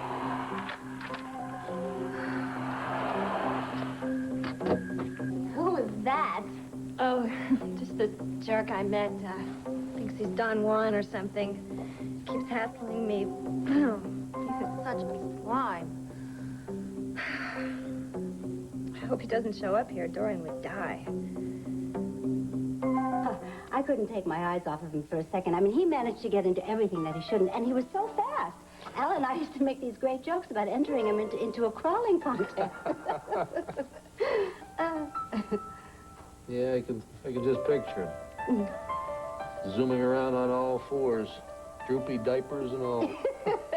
Yeah, that's him, all right. Yeah, he was such a curious little kid. So adventurous and very independent. And in the stores, he used to make me crazy. He would just walk ahead, not look back, couldn't care less if Ma or Pa was behind him. Oh, yeah, I actually lost him one time in this department store. I panicked. I mean, I was positive that somebody just picked him up and took him away. Clint, how insensitive of me. I'm so sorry. No. I haven't forgotten that there's a real world out there, Marie.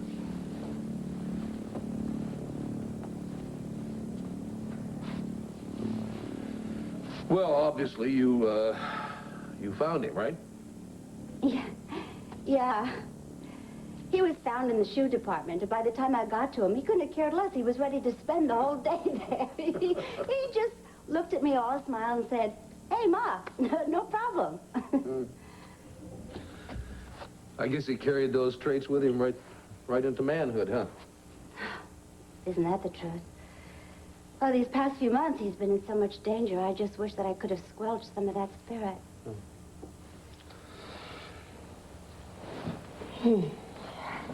Bucky, I think I'm going to leave you alone and let you take a nap. Oh, I'm a little sleepy, Maria, but I'm not sure I can nap at all. I think if I leave you alone, you could, and you certainly need it. I know that you and Vicky must not be sleeping very well. No, actually, we get up several times a night. Check on Kevin and Joey, and then wander into the nursery, hoping and praying that we're just gonna find Jessica back in her crib.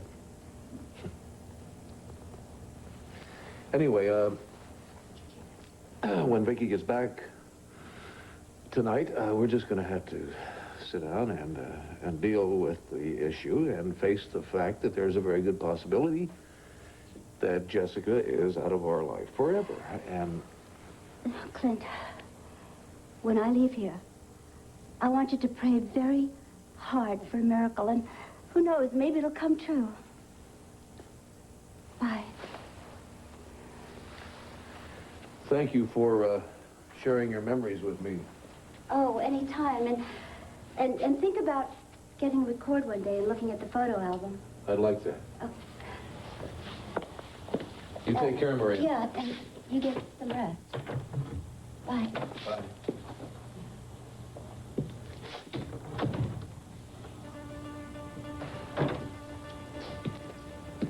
If you're not allowed to meet these people, how do you know that they'll be good parents? The lawyers assured me that they are. Oh, honey, I have known people who couldn't conceive children, and that was wonderful because they'd have made lousy parents.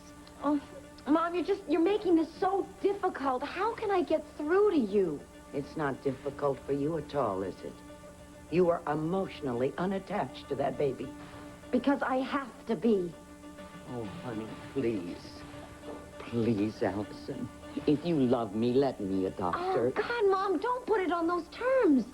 Just because I don't want you to adopt her doesn't mean that I don't love you. All right? I give up. You see, I have to leave now, honey. And maybe I won't see you for a while. But I'm going to get a lawyer. And we're going to take your mother to court over this. I love you very much. And I'm just sorry she doesn't. And I hope God forgives her for this one day because I'm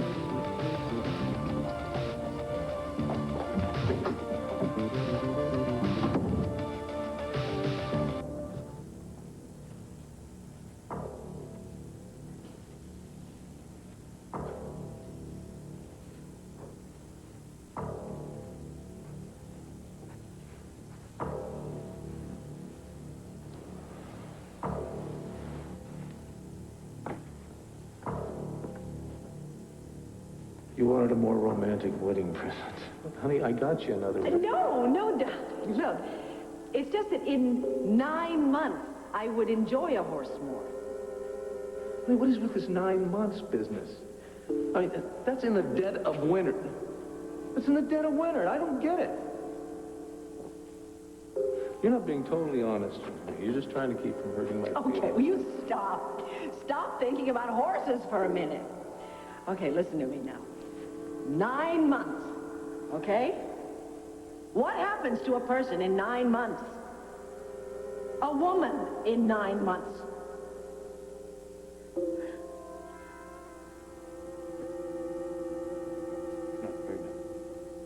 I'm pregnant. I'm going to have a baby, darling.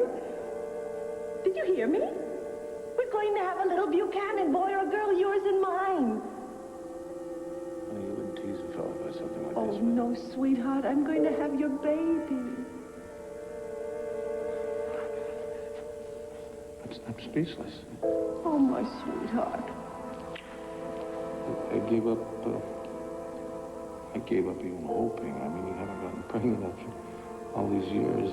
You know what had happened? It must have happened at the Waterside Inn that night that you brought me back from Mickey. A baby? Clint Buchanan is going to have a baby.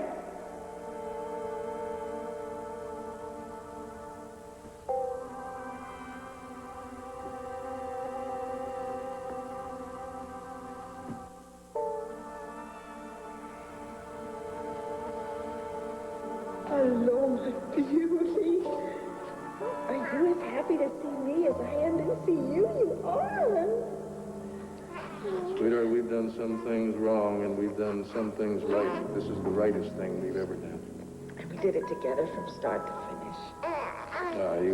You did all the hard stuff. Well, I couldn't have done it without you. You had Dr. Balsam. No, I had you. And that made all the difference. Here you go, Daddy. What if I drop her? Oh, honey, you're not going to drop her. Come on, you have to start practicing sometime. Now, you hold her head. There you go. Go to your daddy. Got her? Mm-hmm. Oh. Please, God. We need a miracle. Just this one time. Give us his miracle.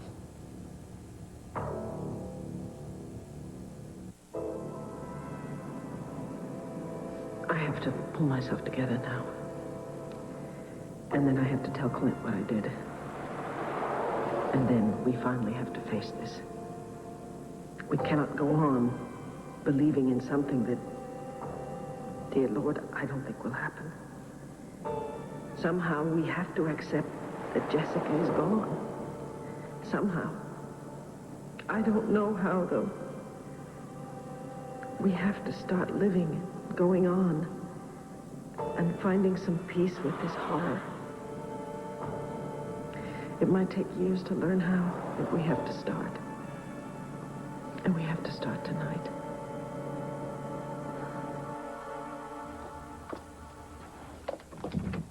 Oh, thank God you're finally here. You have no idea what I've been through with my mother.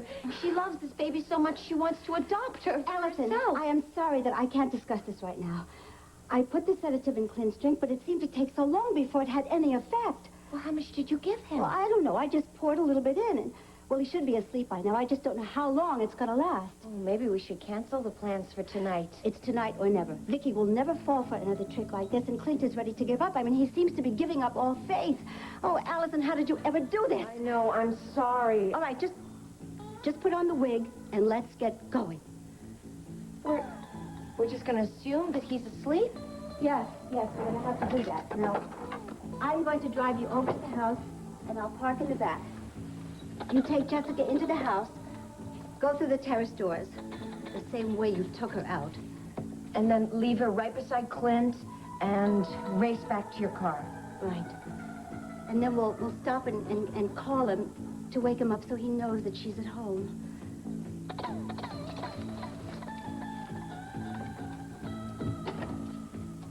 Jessica, you're going home. Home to your mommy and daddy.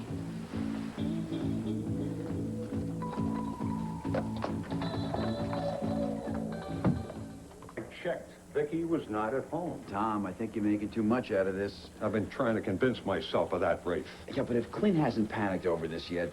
I don't think there's enough of that man left to panic. Yeah, but why are you so sure about this? Well, it's a gut instinct. Look, what if some Looney Tune phoned in and pretended to have the baby? And Vicky jumped in her car and went chasing out to see them somewhere we don't know where she is, huh? If that sick scenario is true, then I imagine that she'd wait, finally give up, and then drive home. Not necessarily so. What if she was so emotionally upset she couldn't drive, huh? All right, here, I'll give you another one. What if she was taken? Another kidnapping. Now, how about that? And Clint gets the ransom No, demand. just slow down, Tom. Hey, Come well, on. Rafe, that's a sick world out there. You know that as well as I do. Come on, huh? Are you telling me I should put out a general bulletin because you have a strong instinct? Look, no, I'm not telling you that. I'm telling you your job. It isn't that. But think about this, will you? Well, let's say, for instance, I'm right, huh? And we sit here and we don't do anything. Now, come on, Rafe. Will you ever be able to forgive yourself, huh? Will you? Come on. Okay. Put out an APB for Vicky's car, and I'll assign a patrol car to cruise the vicinity of Landfair without alarming Clint. Tell him to keep an eye out to see if she drives in. You are a good man. You just qualified for sainthood. Yeah, that and a good tongue lashing from Captain Moore if he finds out about this. Okay. How are you holding up, Dan? Oh, can you believe it? Tomorrow I go on trial for murder. Me, Dan Warlick. Yes, I know. I mean, for the murder of a woman I knew once, met once in my life. It's also bizarre. I don't know whether to laugh or cry. How about a hot meal instead? Okay, why not? It'll give me something to do. Could I interest you in a special? Sure. Good job. Teach, can I have one special, and I mean a real special that's for Dan? Okay, Dan, what about this, Judith Sanders, your lawyer? How does she feel? She seems confident. I don't know. Just comes down to my faith in her ability. You know how she convinced the jury that Dorian killed Mitch Lawrence without provocation? Yes. Well, she's got to convince them that I had no provocation whatsoever to kill. And good, solid evidence? All against me. I mean, it's not solid. It sounds good. But if it sounds good to the jury, I'm finished. What about your little girlfriend, Allison? Now, she's being supportive, I hope. I don't know what's happened to her. She's dropped out of sight. She doesn't go to work. She hasn't called me. How come? Her mother's got a drinking problem, and she showed up on her doorstep. But it's been a long time. I should have heard from her by now. Wait a second. She is the key in your defense now, isn't she? Yeah.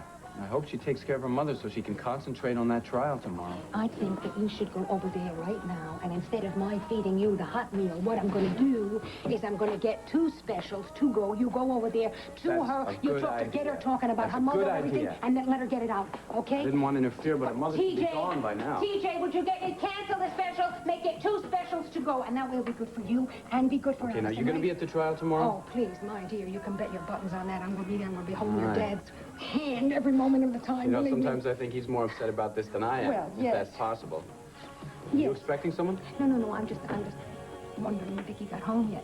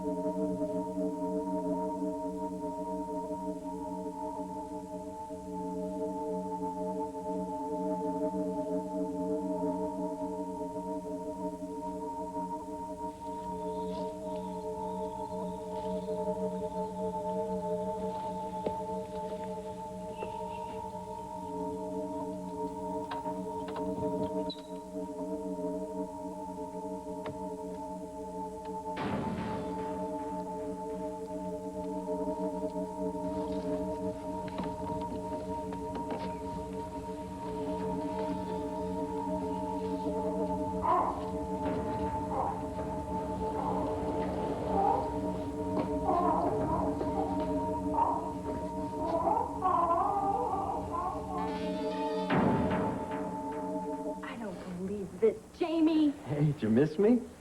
Take it easy. Everything is fine. Everything is not fine. You're coked up, aren't you? Yeah, do you want some? No, I don't want any of that stuff. It's dangerous, it can kill you, and I want you to go on home. Dorian could be here any minute. Dorian. What's the big deal? What can she do? If she comes in, I can convince her of anything. You know, you think you can do anything because of the drug, but anybody can see you are coked out of your mind. Be serious. I'm just trying to have some fun. You know, you're just going to convince Dorian even more that you were a part of that crack ring. I can convince her of anything I want. Oh, gee. Now, let's talk about how you're going to help me out. Let's talk about how you are going to walk out. Baby, I didn't think you cared anymore. Now, why don't you join me with some party treats, and I'm sure we can have a great time. God, you are just determined to louse up my life just as much as yours. Now, Doreen has no idea that I ever knew you, and I don't want her to know. And I cannot explain your being here. So please, please, please go home. She is due home any minute now, and just, I am begging you, leave.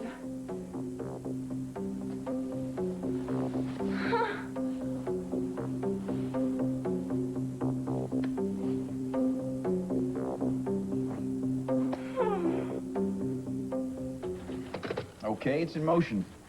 Thanks, Rafe. I appreciate it. For Vicky's sake, I sure hope you're wrong. So do I.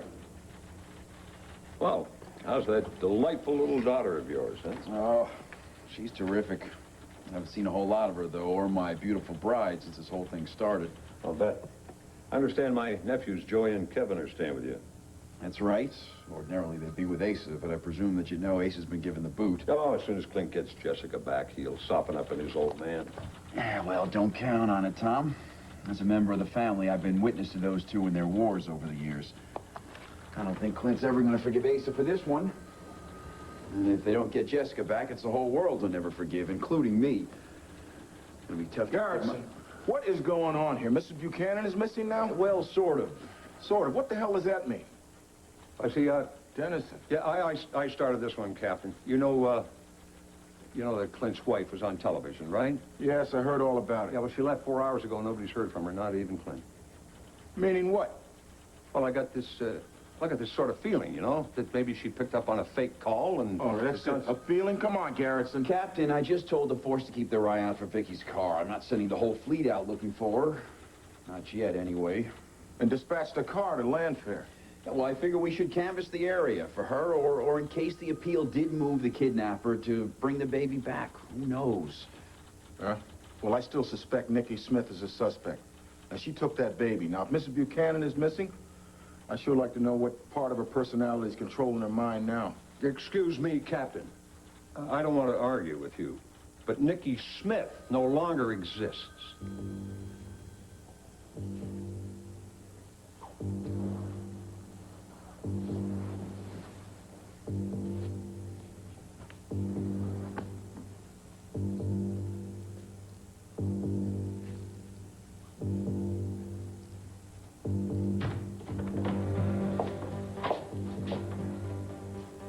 Clint?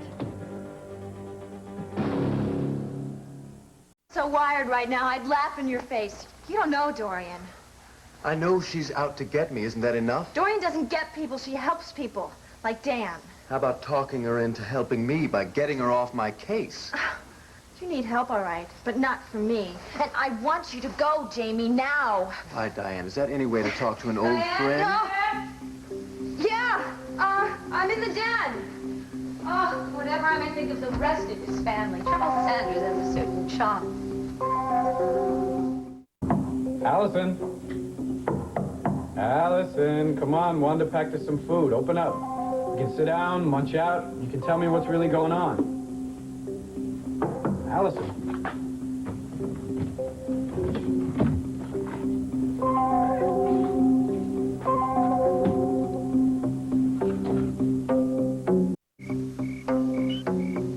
Where are you, Allison?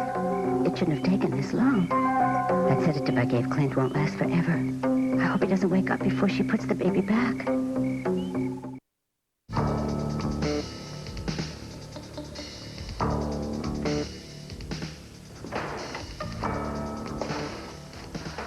Clint? Darling?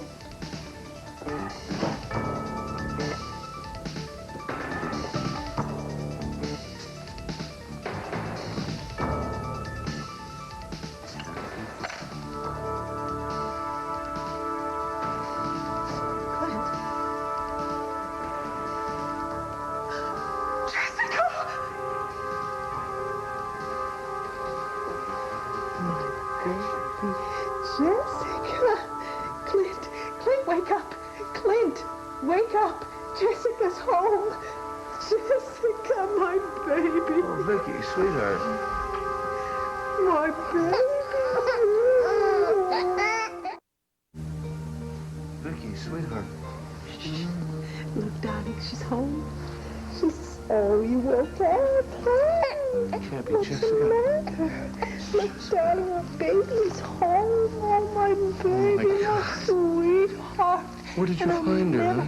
Me? I didn't find her. She was lying in the bassinet when I walked in here. Didn't you find her? Oh, Jessica. That's a girl. Jessica. Honey, I didn't find her. You didn't? No, I fell asleep on the couch, I guess, waiting for you. What? But I don't understand how I was sleeping. Oh, Honey, sweetheart. did you come in through the terrace? No, honey, I came in through the front door. I can't believe it, my baby. My baby's home. And you're fine, aren't you? You're just fine. And whoever brought the baby back must have come in through the terrace. But sweetheart, how did I sleep through it all? I don't know. It doesn't really matter, does it? The important thing and all that matters now is that she's home. She's back. My sweetheart. See, I had one drink with Maria, but after she left, I was going to wait up for you. Now, how did I fall into such a sound sleep? Who cares, darling? We have our daughter back. Just look at her. She is beautiful. And she's home. She's here. She's home. Oh, my sweetheart. Here. Dorian, I can explain. Mrs. Lord, I'm afraid I insisted that, I'm sorry. What was your name again? Diane. Yes, that Diane let me wait here. I told her I needed to see you. What about? I understand you were with my father tonight. I'm also aware you've been spreading gossip about me all over town. I've just been trying to open certain people's eyes to what is going on. If you have something to say to me, why not say it to my face, instead of sneaking to my parents? This may come as a shock to you, Jamie, but your father and I have other things to talk about besides you. I told you, Mr. Sanders, that Dorian does not spread lies behind people's backs. Now, why don't you go? Not until I find out what she's been saying to my parents. Don't try to deny it. I know you're out to get me. I've simply been telling the truth as I know it. I allow other people to draw their conclusions. And what exactly do you know to be the truth? Do you really want to know, Jamie? All right, brace yourself. I know that you were seen in the company many times of a well-known drug dealer named Vince Robeson. Guilty by association? Come on, I may have hung around with a few of the wrong people. That hardly makes me one of them. What about Jeannie Johnson? Was she one of the wrong people? I myself saw you hanging around her at the Waterside Inn. Since when is trying to pick up a pretty girl a crime? It's not. But trying to blackmail a pretty girl into leaving town before she can implicate you in yet another crime is.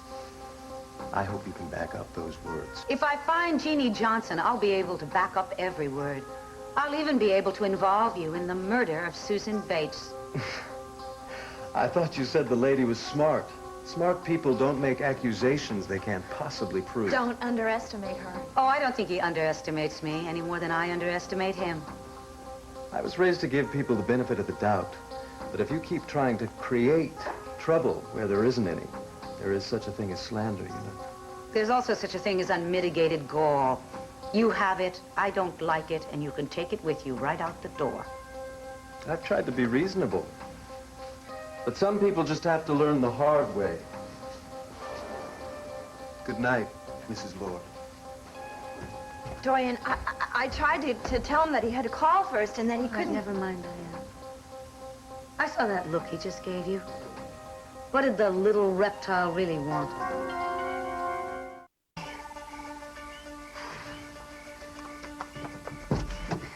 Grace, let's get out of here.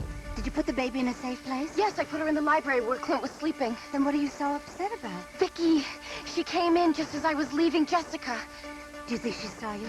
I don't know. I don't think so. But it's not going to matter much if somebody sees us and calls the police. Please, let's just get out of here. All right, I'll take you back to the waterside. And I want you to stay there until you hear from me. He insisted on talking to you, and I told him that he had to call There's first. no need to pretend with me, dear. I know all about Jamie Sanders. You do? Yes. He has a certain slimy charm. I'm sure he took advantage of your understanding nature. Dory and I had no idea that you had that much dislike for him. I more than dislike him. I distrust him more than I've ever distrusted anything on two legs. Is he really all that bad? Does that surprise you? Especially when he gets that knowing look on his face. What knowing look? Come on, Diane. I saw the smile he gave you on his way out the door. Well, that didn't mean anything. Baby, I am not accusing you of anything except being young and impressionable. Jamie Sanders has a nice smile. Behind it, though, he has very sharp teeth. You seem to be very sure about that. Sure. If you doubt it, why don't you talk to Danny Wolek? They used to be bosom buddies. Look where it's gotten Dan. Then you think Jamie is responsible for Dan being accused of murder? I wouldn't be a bit surprised. Jamie is smooth, he's charming, and he's as deadly as a puff adder. I wouldn't get involved with him if I were you. No, I won't. I won't. Although he could be telling the truth. I mean, it may look like he's guilty, but maybe he's not. I mean, he's a rich guy, and, I mean, he really wouldn't have any business getting messed up with Susan Bates's murder. Since when has wealth been a guarantee of virtue? I'm very surprised to hear you defending him. No, I'm not. I mean, I don't even know the guy. I just met him. Take my word for it. He's nothing but trouble. Okay. You know best. I'll make sure that I never have anything to do with Jamie Sanders. Good thinking. Emma, I know my... Dorian, I'm sorry it's so late. I wouldn't barge in on you, but this is rather important that I talk to you. Larry, this is Diane Bristol. Diane, this is Larry Wolek, Dan's father. Oh, hello. Nice to meet you. It's... Diane is my new, I guess you would call it roommate. We're, Listen, that's fine. I'm sorry to interrupt. I don't even know if I should involve you with this, Dorian, but frankly, you're about the only person I know who can help me. Maybe even keep Dan out of jail. Judith, but I'm sorry. The evidence dictates that I prosecute Dan to the fullest extent of the law. All right, Herb, if you won't drop the charges, then at least let my client plead to a lesser charge. Wait, is this your way of telling me you're not prepared to go to trial tomorrow? No, it is not, but I'm wondering what's more important, altering your carefully prepared case or making sure Dan Wolek is treated You fairly. just give me some concrete proof why the Commonwealth should reduce the charge against Dan. I'll be more than happy to consider it. It is a matter of instinct. You told me a long time ago that you respected my work. I do. Then I'm telling you from the bottom of my heart, I know that boy is innocent. You call that proof? If I dared to offer instinct as proof when you were prosecuting Dorian, you would have had me for lunch. It's because I was so wrong about Dorian. I don't want you to make the same mistake. Don't let circumstantial evidence blind you from the truth. You honestly believe that I am looking forward to prosecuting Dan Wolek for murder? Come on. Here. I've known his father for years. I've known Dan since he was a boy. Fine, then give him reasonable doubt. I have. Bent over backwards to avoid this trial, but the evidence against him is overwhelming. Herb, do you remember the eve of Dorian's trial when you talked about the hellish night that all prosecutors are dread when they feel they might have put an innocent person in prison? Yeah, well, it goes with the territory, Judith. I can't neglect my duty. What about your duty to an unsophisticated young man? Herb, no matter what the jury decides, you can't let him go to Statesville. It won't be up to me. You can intercede for him. He won't last a night in that place. Please, Herb, I'm not asking for special favors. I'm asking for what's called the quality of mercy. Judith, I give you my word. If Dan is convicted, I'll ask for leniency. Thank you. But make no mistake, I'm going for a conviction. I intend to get it. Many songs I haven't sung to you. So many kisses I didn't give you. Mommy is never, ever, ever gonna let anything happen to you again. Oh, my sweetheart. Wouldn't you know this had happened on a night when we gave Heron and the rest of the staff off? Did you call the police? Yes, but the first call I made was to Delilah and Rafe. Oh, and what about Kevin and Joey? Did Delilah wake them? I could hear them screaming in the background when I told them their baby sister was back. She's bringing them over right now. Oh, that's wonderful. Did you hear that, Jessica? My sweetie pie? Your brothers are coming home, and now we're almost going to be a complete family again. Did you hear that? What do you mean, almost? Well, I'm sure there's one call you didn't make. Hi, baby. Daddy's turn. No. Now listen, Clint. You know how worried Asa has been. I think now that we're this happy, don't you think we could share that happiness? Sweetheart, it's because we're happy that I chose not to call him. I don't want to spoil tonight's happiness by talking to Asa. Darling. No. Darling, nothing. I'm not going to forget what I said to him, and I'm not going to forget the way I felt when I said it. There is a time for forgiveness. Yes, there is. And I hope you'll forgive me. You? What? For ever thinking that you could have reverted back to being Nicky Smith, honey.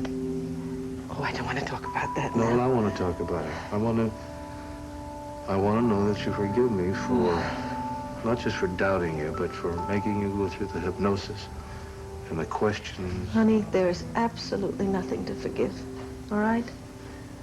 We both are under a terrible strain, and it's all in the past. That's where it's going to stay. Here, now take it. Come here, little sweetie. Hello. Come here, go to your daddy. Come here, my little girl. Oh. What a little sweetie. You sweetie boy. Now we are all of us together, and I must say, I am so very fortunate and so very, very grateful to whoever it was who took you, that they responded to my appeal on television. Hello, beauty. Hello. Hello, you sweet thing. Yes. Me, little Lynchkin. Calm, calm. There she is, boys. She's home. There she is. Can we touch her? Sure, sure. She's home. It's your sister Jessica. She's home.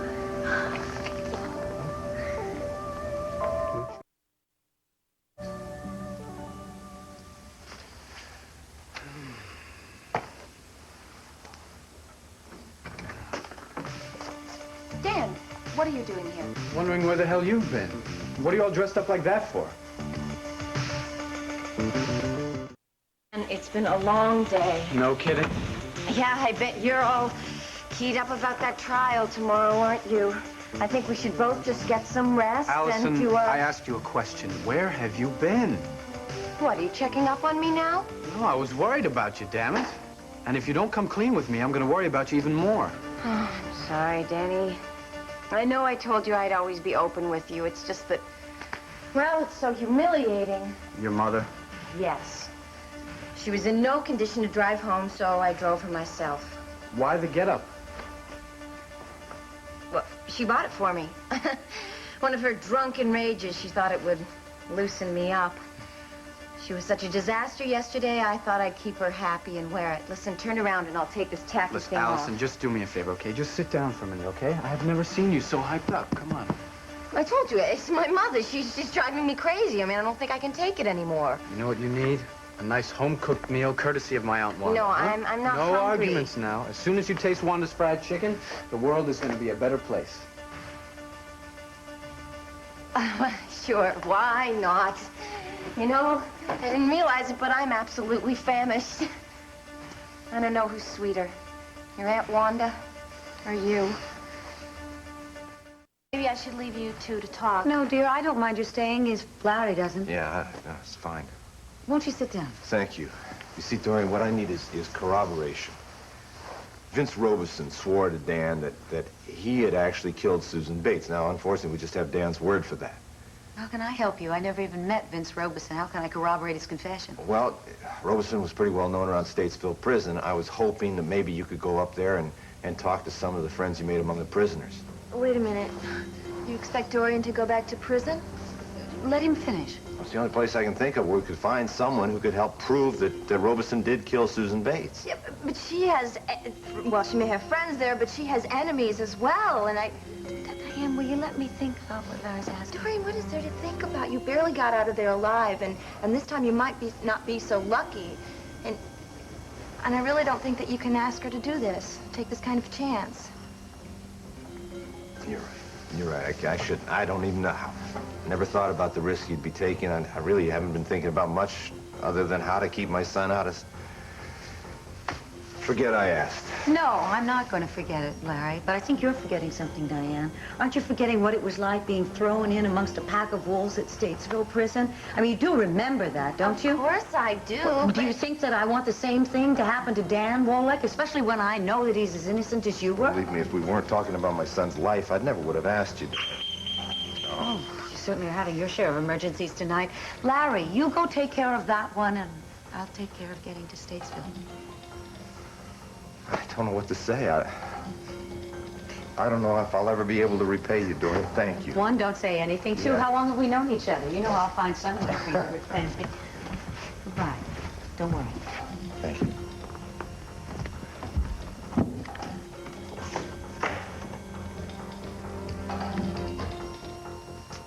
Now I have to think of some way to get back into Statesville.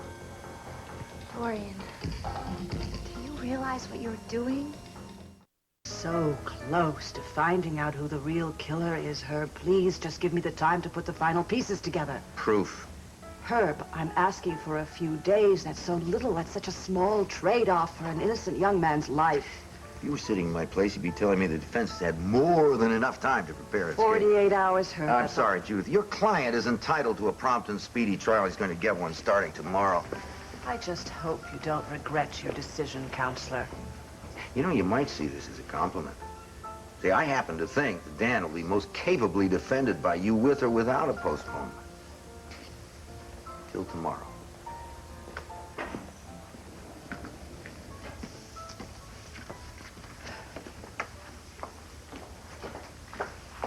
Excuse me, Mrs. Sanders. You have a phone call. Oh, thank you. Where can I, The house phones are right over here. Thank you. Maria. Oh, hi, Tom. What's up? I thought you might want to hear the news before the whole town hears about it. News? What news? Bob, just come from police headquarters. Jessica Buchanan has been returned. With it, I can't take an ounce of credit, but this has to be one of the happiest days of my life. Thank you, Rafe. We feel pretty good about it ourselves. I'm very grateful to Delilah that she brought the children right home, too. Yeah, well, I just hope they let Jessica get some sleep up there. Well, now, you can't blame him for wanting to keep touching her. I fight the same impulse myself. Right. Captain Moore, you haven't really said very much. Did you find something there? No, ma'am, I didn't. And I want to apologize to you and Clint for not making my feelings known to both of you before. The truth of it is, nobody in the world could be happier than me, that is outside of yourselves, that your baby's back home tonight. Thank you, Bill. I just wish every case could be wrapped up this nicely, huh, Bill? Yeah, well, it's not all wrapped up yet. What do you mean, Captain? What I mean is that it seems very peculiar the way your daughter was returned to you tonight. Well, wait a minute, Captain. We don't care how she got back. The main thing is that she is back. Hey, look, I can understand that, Clint, but I've got to care. It's my job. I'm going to have to ask you and Miss Buchanan a few questions. Oh, but Captain Moore, Clint was right when he said we don't care how she came back. Point is, she is back. Miss Buchanan, someone kidnapped your daughter. Now, the fact that they brought her back doesn't change things one iota.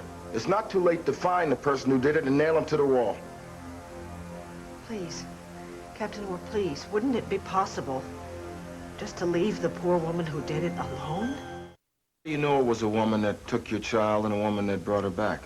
We don't care how she got back or who brought her back. The point is she's back. Isn't that what you meant, honey? I just feel very, very strongly that it was a woman, that's all. Look, I made an appeal on television, on Dorian Lord's television show this evening. Yeah, but Vicky... Just a second, please, Rafe. I tried to speak very directly to whoever it was who stole my Jessica. Woman to woman. And it worked. Captain, she's back, isn't she? Okay. She's got a point, Bill. Okay. Let's say it was a woman who took her and a woman that brought her back. Why wouldn't you want her brought to justice? Because I gave my word. Look, when I was on television, I promised that if the baby was brought back, there wouldn't be any questions. I really don't want to go back on my word. Wait a minute, Vicky. After the telecast, did you receive any calls at the studio? Yes. Somebody did call in, and she said she had my baby, but it was a hoax. What? What? Well, honey, I was going to tell you when I walked in here this evening, but Jessica was on the couch. I didn't have to. The point is, yes, there was a call that came into the studio, and I took it. It was a woman. She said she had my baby, and she said that I was to go and meet her at a restaurant called the Green Dragon. Oh, wait a second. I just Vicky, you died didn't outside actually of go over town. to that That's place. right. Yes, of course I went over to that place, but of course, when I got there was no baby and no kidnapper. Wait a minute, that's where you've been all evening? Yes. Honey, why didn't you find me and take me with you? Because she said I was supposed to come alone. Wait a minute. Now that I think of it, that phone call wasn't a hoax at all. The kidnapper obviously wanted to make sure that I wasn't going to be home this evening so that she could bring Jessica back without being seen. You know, Bill, that could be possible. Please, Captain Moore. That's why I don't want you to pursue this any further, if at all possible. I mean, that woman kept her end of the bargain. Please, I feel like I have to keep mine. Well, Mrs. Buchanan, you might have made a promise, but the Landview Police Department didn't. Now, crime's been committed here. But it's over now. All right, it's over for you, but what if it happens again? Suppose somebody else's child gets kidnapped. I mean, we might be dealing with a seriously disturbed person here. That's I'm obligated to bring that person in. All right, okay. If Clint and I decide not to press charges, would you still have to go ahead with it? Vicky, we still have to pursue it wherever it leads. Right. So why don't we go back over this part about the phone call you got at the television station? No, wait a minute. Wait a minute. What do you say we just put the questions to rest for a while? My wife has been through enough for one night. Don't you think, Captain? The boys are not going to leave the nursery. They're just hovering over their little sister. I guess I'd better go get them in bed, all three of them. Oh, honey, why don't you let them have a little more time with her? Let them stay. All right. Excuse me, but I'm not finished here. Voila! Is it really true? Yes, it's true. Oh, I'm so happy for you. I'm so happy. Said you were famished, Allison. Oh, well, your Aunt Wanda, she sure packs a filling picnic basket. You haven't touched a drop. Are you sure you're okay? Yeah, I told you, it's my mother. I think I just need a good night's rest and then I'll be fine in the morning. Well, I hope so. I'm counting on you for tomorrow, you know. I won't let you down. You know that, don't you? Oh, I know you wouldn't mean to. It's just you're being called as a witness for the prosecution. They'll twist things, make it seem as though I was guilty. Well, I'll just tell them the truth, Dan, that the only reason you went back to the back street was to get the charm off my bracelet. The jury will have to believe me.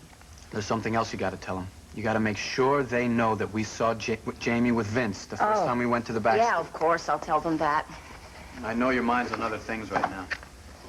Other things? Your mother. Oh, yeah, well, she has been particularly difficult these days.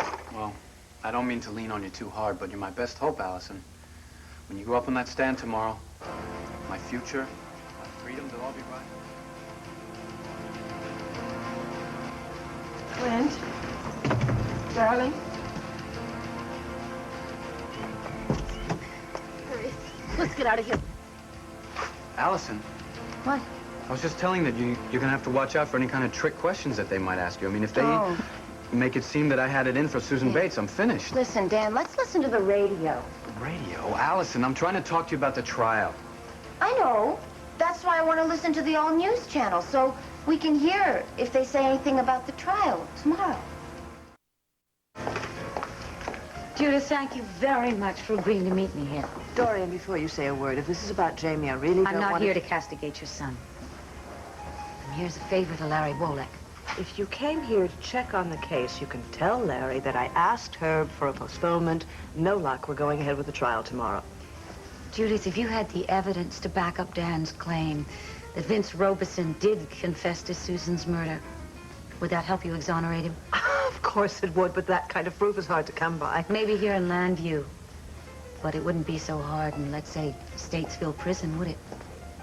Well, we know there's a connection between Statesville and the crack operation at the back street.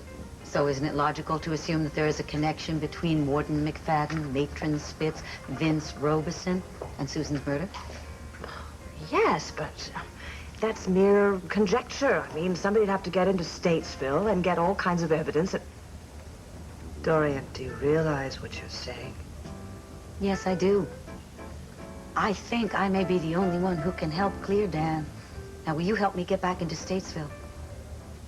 Well, I suppose I could get you in as an official observer or something. No. I can't do you any good if I'm in the waiting room. I've got to be back on the cell block with the other inmates. You have a lot of mortal enemies there. Warden McFadden and Matron Spitz are not going to forget who put them behind bars. If you think I'm afraid of those barbarians, you're right. You sure you want to go through with this? Want to? No. Have to? Yes. And nobody's going to talk me out of it. Okay, can I go off? I can't wait to see her. Well, Wanda, I think you're going to have to wait in line and take a number. Actually, we all have to wait till Larry's finished his exam. Okay. Well, that's good, Mr. Buchanan. Where is that baby? Where is that baby? I can't tell you how happy I am for both of you. Thank you, Tom. Wonderful. When Tom gave me the news, I just wanted to kiss everybody at the Vernon lobby. I am so thankful you two never gave up hope, because this is your reward. Well, we weren't the only ones who never gave up hope and who believed always, huh? Vicky's right. It was all our hopes and all our prayers that got Jessica back here. Absolutely. All right, all right. Kevin and Joy were kind enough to let me examine Jessica. How is she doing? Well, I hate to break the news to you, Vicky. What? She's a lot healthier now than she was when she left the hospital. Oh, She really is all right. Yeah, she seems fine to me. Oh, God, thank you, God. Thank you. The people who took her at least knew what they were doing a little bit. But that's so strange, though. They stole Jessica, but they gave her so much love. I think it's what I've suspected all along. She was taken by some very, I don't know, lonely, desperate woman, maybe somebody who lost a child of her own or just wanted one in the worst way. And can you imagine the pain it must have been for that woman to have to bring her back? I was safe to say that Vicky's appearance on television today did the trick. Oh, obviously the kidnapper was deeply touched. Well, speaking of kids, I better check on mine. So Oh, if you don't mind. Larry, I'm sorry. In all the excitement, I forgot. Ah, that's all right. He's going to go through all that tomorrow. Would you tell him we're all with him, please? Sure will. Thanks. Thank you, Larry. Okay, bye-bye. I'm going to be there with you. Thanks so much. I'm going to be there tomorrow. I'm telling you, Rafe. Now, this is your family. I don't care how you do it, but you better talk to him, because I got a few more questions to get answered here. Tom. Oh, Tom, I owe you so much. Come on, I haven't done a thing. You were there at the studio today with a shoulder for me to cry on. Oh, that's what friends are for, isn't it? No, don't be so modest. And you've been there for me to lean on all through this whole ordeal. If I can ever repay you in any way... Vicky, the fact that that baby is up there in that crib is enough payment. Well, it worked. I guess you did it. Well, what did I do? Well, you were saying that I should go take a nap and have faith, and maybe I'd wake up and the baby would be back. Oh, well, I was just trying to keep your hopes up. Well, I guess it worked better than you'd even thought it did, because I went to bed and I dreamed about the baby, and it worked. She's home. There's been no announcement from the Buchanan family, but police report baby Jessica Ann was returned unharmed. I bet they're shooting fireworks off at Landfair tonight. Details on the child's return, and there seem to be no clues to the identity of the kidnapper or kidnappers. Oh, thank God. For the Buchanans, they finally got their baby back. Yeah, well, maybe we should go over there and pay our respects, huh? No. I mean, I don't want to stay here and listen to the radio in case they say something about your trial tomorrow. I've had enough news for one night. Aren't you happy for Vicky and Clint? Well, yeah, but I just can't help but wonder what kind of a sick person would steal a baby and then bring it back without even thinking what it does to the parents and the rest of their family. Well, maybe the person wasn't sick. I mean, maybe she... or he... You never know what kind of pressure that they might have been under. What kind of pressure justifies stealing an innocent baby? I don't know. I'm certainly not defending the person. Sure sounds like it. No, I just meant that you never know. Allison, I'm sorry. I didn't mean to bark at you. I guess I'm just feeling a little pressure myself. You know, with the trial, I'm angry at the whole world. Nobody can blame you for feeling like that. Still, I shouldn't take it out on you. Come on, let's take a drive. Maybe I can get my mind off things, huh? No, I can't leave. Why? Why? Yeah, why? Well, to be honest with you, Dan, I am tired. I want to get some rest so that I'll be fresh for tomorrow. Don't you think you should, too? Yeah, I guess. I might as well head home myself. Danny, I want you to know that now that everything's over, I am going to focus all my energy on helping you win your case. And you will win. I just know it. When you say it, I almost believe it. Good night, Allison. Good night. Now listen, you drive safely, okay? All righty.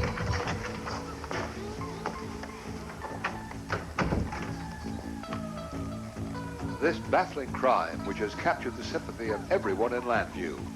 Little wonder, then, that tonight we all ask the same question. Who took Jessica Ann Buchanan?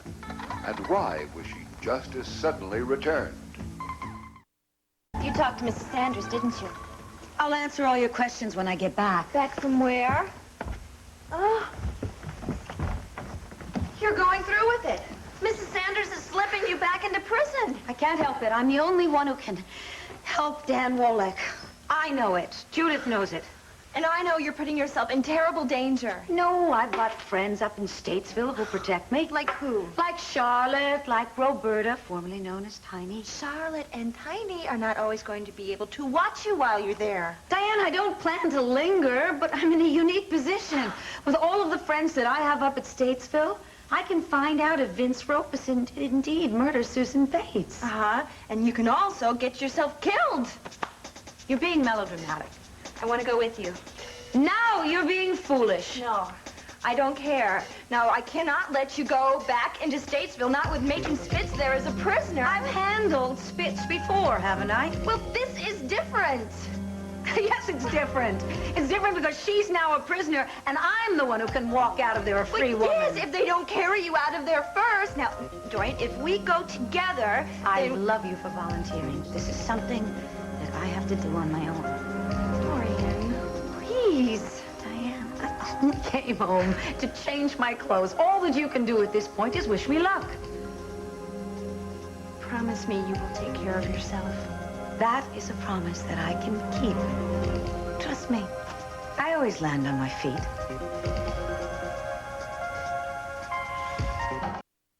Mrs. Logan, I wouldn't leave Sammy with her for too long now. You won't be late, will you? Well, it all depends on Captain Moore. Delilah, I want to thank you for everything, but especially for bringing the children home tonight. Oh, my Thank you. pleasure. I'm so happy for you. Thank you. Honey, I'll be home as soon as I can, Oh, okay? she is such a little angel. She is so beautiful. It's like nothing happened. Well, nothing has. That's the way I'm going to look at it, like nothing has happened. Okay. I mean, our children are tucked away safely in bed. Our friends and our family, everything is like nothing has happened. Well, and it's the way that it should be. Mhm. And speaking of tucked into bed, I don't know about you guys, but I'm exhausted, right? I'm on my way home. Can I drop you off? Yes, of course, and Vicky, you need No, if I need you, I'll call. Oh, Wanda, thank you. Thank you, not just for tonight, but for everything the last couple of weeks. Thank you. Oh, please, and you give Jessica big kisses and Yeah, big I will. hugs, and You especially bet a I big will. one for me. Auntie, You bet. you bet I will. All right, God bless. Good night. Thanks again, Delilah. Good night, Wanda. Bye. I think we'll run a headline about yay high. Questions. I'm just saying we put them aside for tonight. Let Vicky and Clint enjoy this one night with their baby in peace, huh? Yeah, I'd like to do that, Rafe, but I intend to find this kidnapper while the trail is still warm. And that means asking Vicky some tough questions. Well, now, don't you two look happy, huh? And aren't you perceptive for a newspaper man? Yeah, I think it's a safe bet that you can say we are happy, right, sweetheart?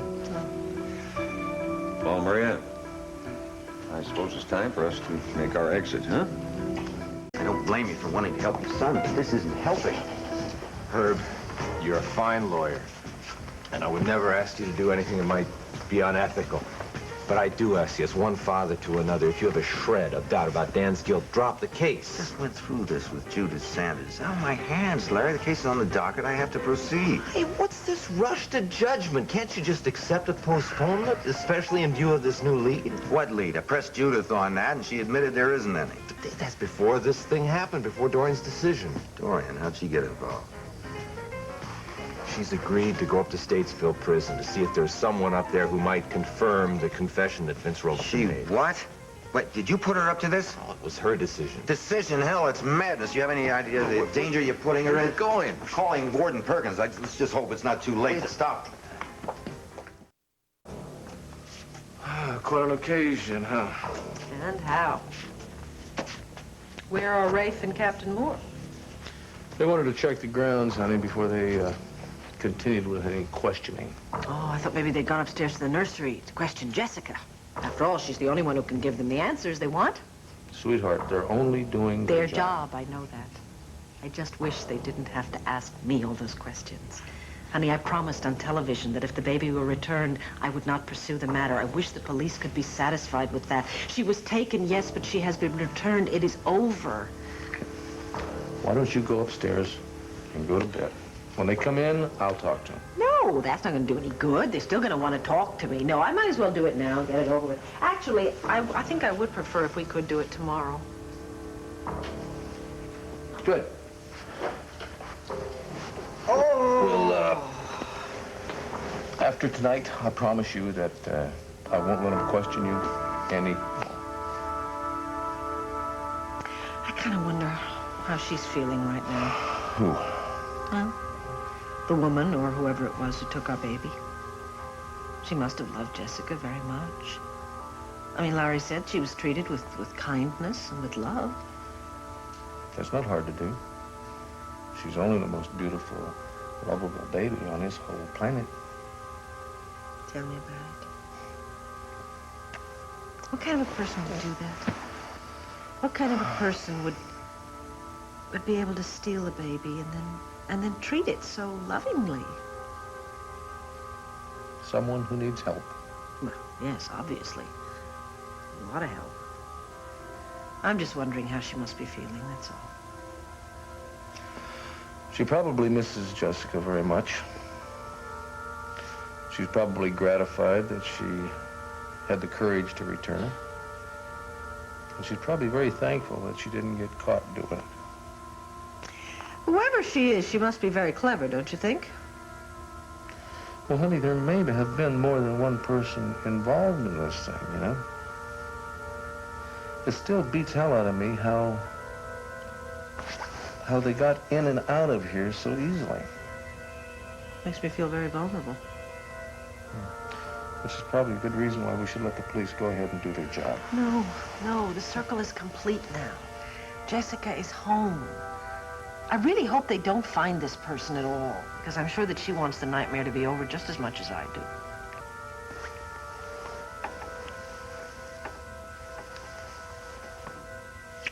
What's that for? That is for the most compassionate, sensitive, caring woman that I know. No, I just want this whole thing to be over so that we can go back to leading normal lives. You and me and our 3 wonderful, magical children. And our pretty house. We're almost there, Em. After tonight, I promise you, we will never have to confront this situation again.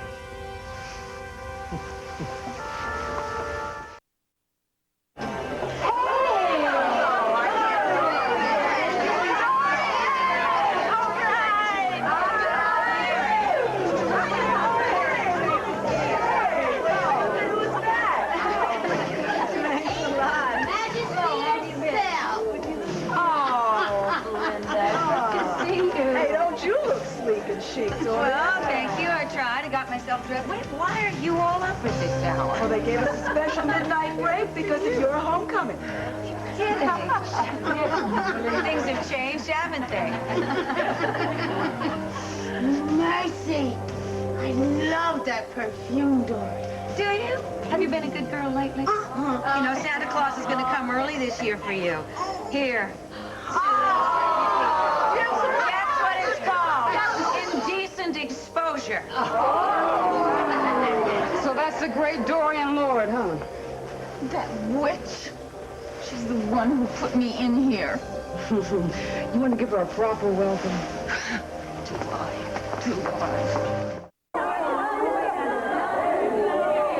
I told you she was coming, Tiny. Look, she's really here. It's not a trick. Hey, Dorian! It's so good to see you. Oh, Roberta, hello. Remembered. Of course I remember. I remember all of you. You're my truest and bestest friends in the whole world. You know, since you left, she's been talking nonstop. They moved her in your old cell here with me, so I'm sort of her speech teacher, you know? Charlotte, friend number 2.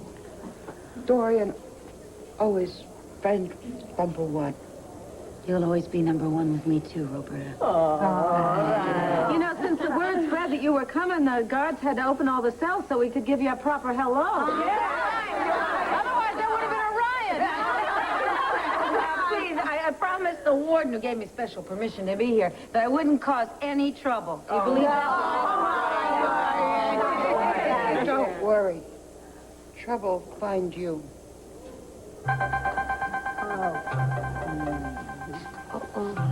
Maybe you ought to better stay close, everybody. Yeah. I might need some help. Well, gentlemen, if you're finished, Jessica's mother and father can stand to get some well-earned sleep. Well, I'm sorry, folks, but I got a few more questions. And Mrs. Buchanan, you're the only one that can answer them. Rafe, I really had hoped we could do this tomorrow. Please? I'm afraid not, Vicky. Will you fellas stop playing it by the book? Now, our baby is home, she is safe, and she's upstairs, happy, asleep in her crib. Now, what else really matters? Finding the kidnapper, stopping him or her before another baby's taken. Now, I'd like to go over this now, Mrs. Buchanan, while the details of this evening are still fresh in your mind.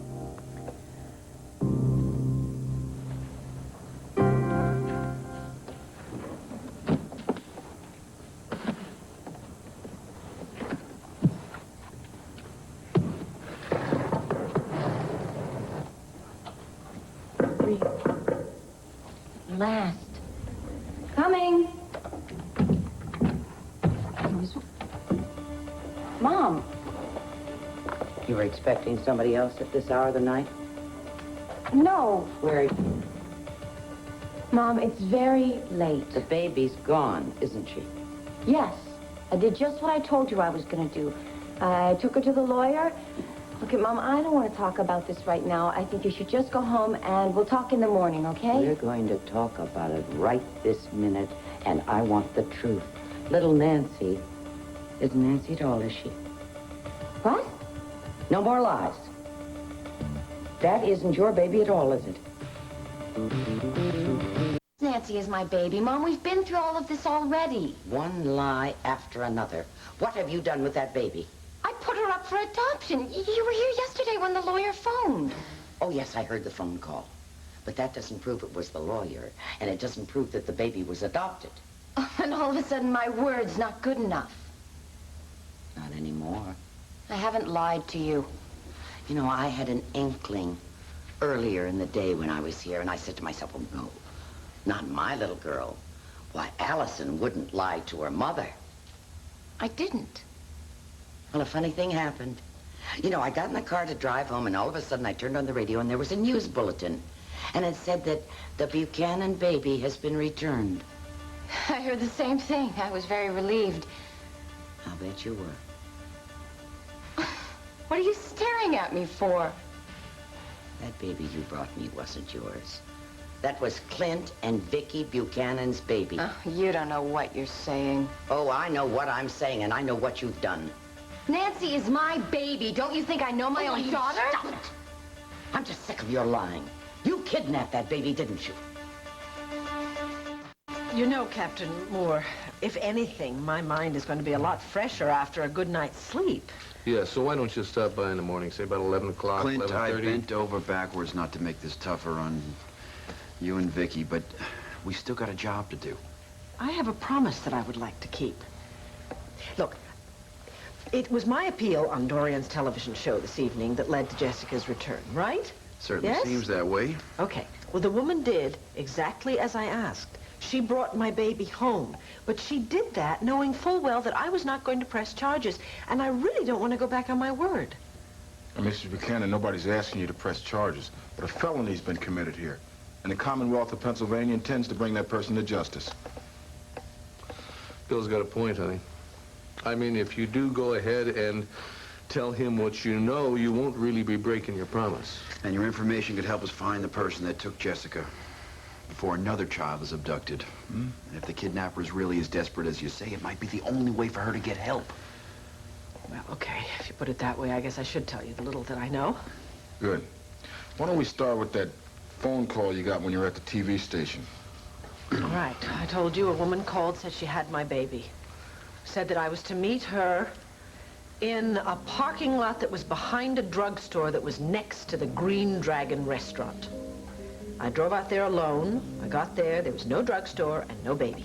Yes, the Green Dragon, you know, I'm trying to remember something about that place. Didn't we get a tip about The parking lot next door being some kind of drug drop-off or something? Yeah, you're right. That's the place. Mrs. Buchanan, do you remember anything about the voice you heard? The voice? Never forget that as long as I live. It was a woman's voice. She had an English accent, and she was sort of whispering, talking very low like that. And she... What is it? Oh. You remember something else? Yes, yes. I don't know that it's of any help, but the whole time she was talking to me, she seemed constantly to be hesitating, as if she was reading her instructions to me. No, not reading, as if she was being coached, being told what to say to me. Doing in here? We had enough of you before. Why, if it isn't Matron Spitz? Or should I say former Matron Spitz? Get her out of here! Oh, I love it. Music to my ears, listening to her shout, guard, matron. Oh, there is some justice in this world. Word! Don't get out of here. I am going to have you thrown out. By whom, your former friend, the ex-warden? I know, he's next door in the men's facility, wearing a lovely uniform, just, well, something like that one. Hope his looks better on it. I got special permission to be here by the new warden? Yes, Warden Perkins. He told me that I could come here and visit my very special friends. You certainly aren't going to begrudge me that, are you? Come on, she's not worth it. By the way, was Vince Robeson worth it? Just you shut up about Vince Or what? or I will wipe that stupid grin right off your face. Want to fight? Start with me. Get out of my way, Tiny. This is between her and me. My name is Roberta. Leave it, will you? I mean, you're gonna end up in solitary. Yeah, I think you better listen to the advice, Spitz, of your one and apparently only friend. Right. Okay, all right, Dorian, for now. Yeah. See you later, baby. Yeah. Ooh, thank you, Roberta. You stood up to her. Least I could do was knock her down. I hope it won't ever come to that. I hope it does. Listen, everybody, would you excuse us? I have to talk to Charlotte and Roberta, all right? For just a minute. I'll be back. Yeah, we're with you, Tori. How could I forget about that? Listen, my old dad, I know that you've got a few scores you want to settle with, Spitz, yeah, but, you know, just because she doesn't have her old job doesn't mean that she's completely without, power. She can be dangerous. Gosh, Spitz exactly the same lumps, everything. Dorian, you didn't come here just because you missed us. What's the real reason? You're exactly the same, Charlotte. Blunt as ever. There's something you want to tell us. We're your friends. Good. I'm glad to hear it, because I need some information, Dad. I've got a friend, and he's being unjustly accused of murder. I want you to give me some information about who really murdered Susan Bates. Susan, huh? She made a lot of enemies in here. Including me. I know that, Roberta. But do you have any information at all about who might have killed her? What kind of information would we have locked up in a dump like this? Oh, come on. Don't try to sell me that story. I know that the prison grapevine is as fast as the evening news and more reliable. Yeah, well, we don't know nothing about nothing when it comes to her death. Nothing. What about you, Roberta? Spitz. Spitz? Spitz? What do you mean? Why? What are you talking about? Spitz took Susan out to the back street the night she was killed. Then Spitz probably knows who murdered Susan. You said it. I didn't. Listen, babe, I know that they mentioned my name. I've got to listen. I've got to find out what they're saying about me. Somewhere. Oh, Mom, I was just gonna go for a drive. You're worried too, huh? Worried? About tomorrow and the trial. I know that you and Dan have had your ups and downs, but you must be very anxious for him. Yeah, well, I guess I am. Listen, there's something I want you to know. I have been talking a lot about families and being together, and, Mother and son and all that? yes, and there are times when I have to be a lawyer first and a mother second, and tomorrow, I'm afraid, is one of those times. I may have to put you on the stand to Mom. testify. And I look, if I could avoid it, I would. I really don't look forward to questioning my own son, but there's been no breakthrough, and if I don't get evidence... Mom, I understand. I do, really. You're the best lawyer the state has got. And if you need my testimony to win Dan's case... Oh, Jamie, you don't know what that means to me. It shouldn't be too difficult for you. You've told me everything. Still, I hate the thought of standing up under oath and dragging the family name through all the muck. But if that's what it takes to help Dan, then... I wish it could be otherwise. What I really hate is that we had to come to this, to get even close together. Yeah, I hope when this is over, there's no more distance between us. I hope so too, Mom. I mean, you and Dorian have barely been on speaking terms. Well, that gives you some idea what I had to go through to ask her this favor. And she's willing to do it? Well, she's on her way to Statesville right now. Now, I know it's late, Dan, and you need your rest for tomorrow. Look, Dad, I don't plan on getting any sleep, so just fire away. Okay. Dan, I need to know everything. I mean everything about your involvement in Susan Bates' death. Dad, when have I ever lied to you? No, it's not that I don't trust you, Dan. It's just that Dorian is facing a lot. She's risking maybe her life. I don't know. I want to know what surprises she might have in store for her. Dad, you have my word. I have kept nothing from you. And as far as I know, there will be no surprises in court tomorrow. That's good enough for me. I hope it's good enough to get me acquitted. Because even if Dorian does find something, I'm grateful that she's trying. I doubt it's going to change anything. Well, don't think that way. I would just feel better if I knew Allison wasn't a witness for the prosecution. Dan, even if she was a witness for the defense, it wouldn't make that much difference. She's got one strike against her to begin with. It wasn't so long ago she was under the influence of this Mitch Lawrence. I have great faith in the jury system and the jury, but they have to learn all the facts to the case.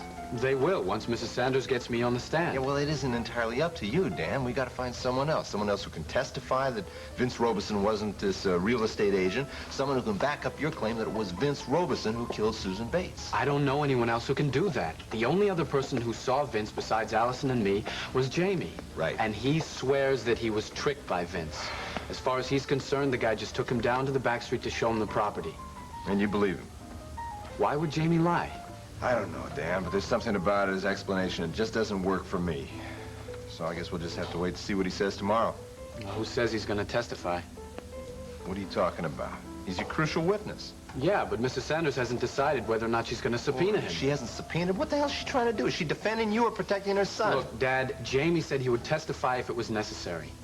Oh, he did? Dad, where are you going? Have a little chat with Jamie Sanders. Well, I want to be there when you do. No, this is something I want to do by myself. I'm going to get some answers out of that kid, whether he likes it or not. I can't believe you're accusing me of kidnapping a baby. The day that the Buchanan baby was stolen, you arrived on my doorstep with a baby. It's just a coincidence. Oh, and was it a coincidence that your baby was adopted the same day that the Buchanan baby was returned? Yes. And I'm sorry you have such a hard time believing that. Well, it's not only hard, Allison. It is impossible. You never gave birth to a baby in a hotel room. You were never pregnant at all, were you? It was just a lie to cover up the fact that you stole a baby. Yes, I did steal the Buchanan baby. Are you happy now? No. No, I just hope that it wasn't true, that's all. Oh, please, Mom, just let me explain. Oh, Allison, why? How could you so deliberately hurt people? I didn't mean to hurt anybody. I tried to stop myself, but I couldn't. He made me do it. Who? Mitch Lawrence. He made me kidnap the baby. Allison, can't you tell the truth even now? Oh, Mom, I am telling the truth. Mitch Lawrence is dead. You can't blame him for this. Mind control, hypnosis. He brainwashed me. I had to obey him. Had to. Well, that's it, Mom. You wanted to know what was going on. And if you can't believe it or you don't want to... I'm trying. I know, it's far-fetched, it's outrageous, but it's the truth. And that's why I didn't return the baby sooner. Because they'd think that I was responsible, not him. Well, you can't blame anyone for doubting this story. No, I guess I can't pretend to even understand it myself. But the one thing I do know is that Mitch Lawrence tried so hard to destroy me while he was alive. And now that he's dead, he's finally succeeded. Oh, darling. I don't know anything about hypnosis. I don't know anything about mind control, but I do think I know you, and I don't think you could have conceived this crime by yourself, and I don't think you could have carried it through by yourself. Somebody helped you, didn't they? Who helped you do this terrible thing? Nobody helped me steal the baby, but somebody did help me return her to Landfair. I think it's better if you don't know the name. Better. Would be better if it hadn't happened at all. Oh, God, Mom. They're gonna catch me. The police are gonna catch me, and they're gonna put me in prison. Stop it. Well, it's true, Mom. That's what I've been afraid of ever since this whole nightmare started. That's why I've had to keep lying to hide everything. I've had no choice. Let me ask you a question. Did anybody see you return the baby? Well, it wouldn't matter because I was wearing this disguise that Mitch had given me. What disguise? I'll show you.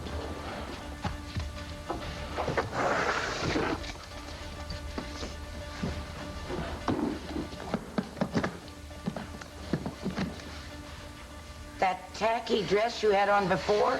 And a wig? Why are you keeping these things? Why didn't you burn them? Burn them where? What am I going to do? Go make a bonfire in Landview Park at midnight? You can't keep them in your suitcase. Oh, please don't yell at me. I am not some kind of criminal expert. They don't suspect me. If I just lay low, it'll all go away. I know it will. Oh, darling, I'm sorry I yelled at you. Please, Mom. Say that you know I didn't mean it.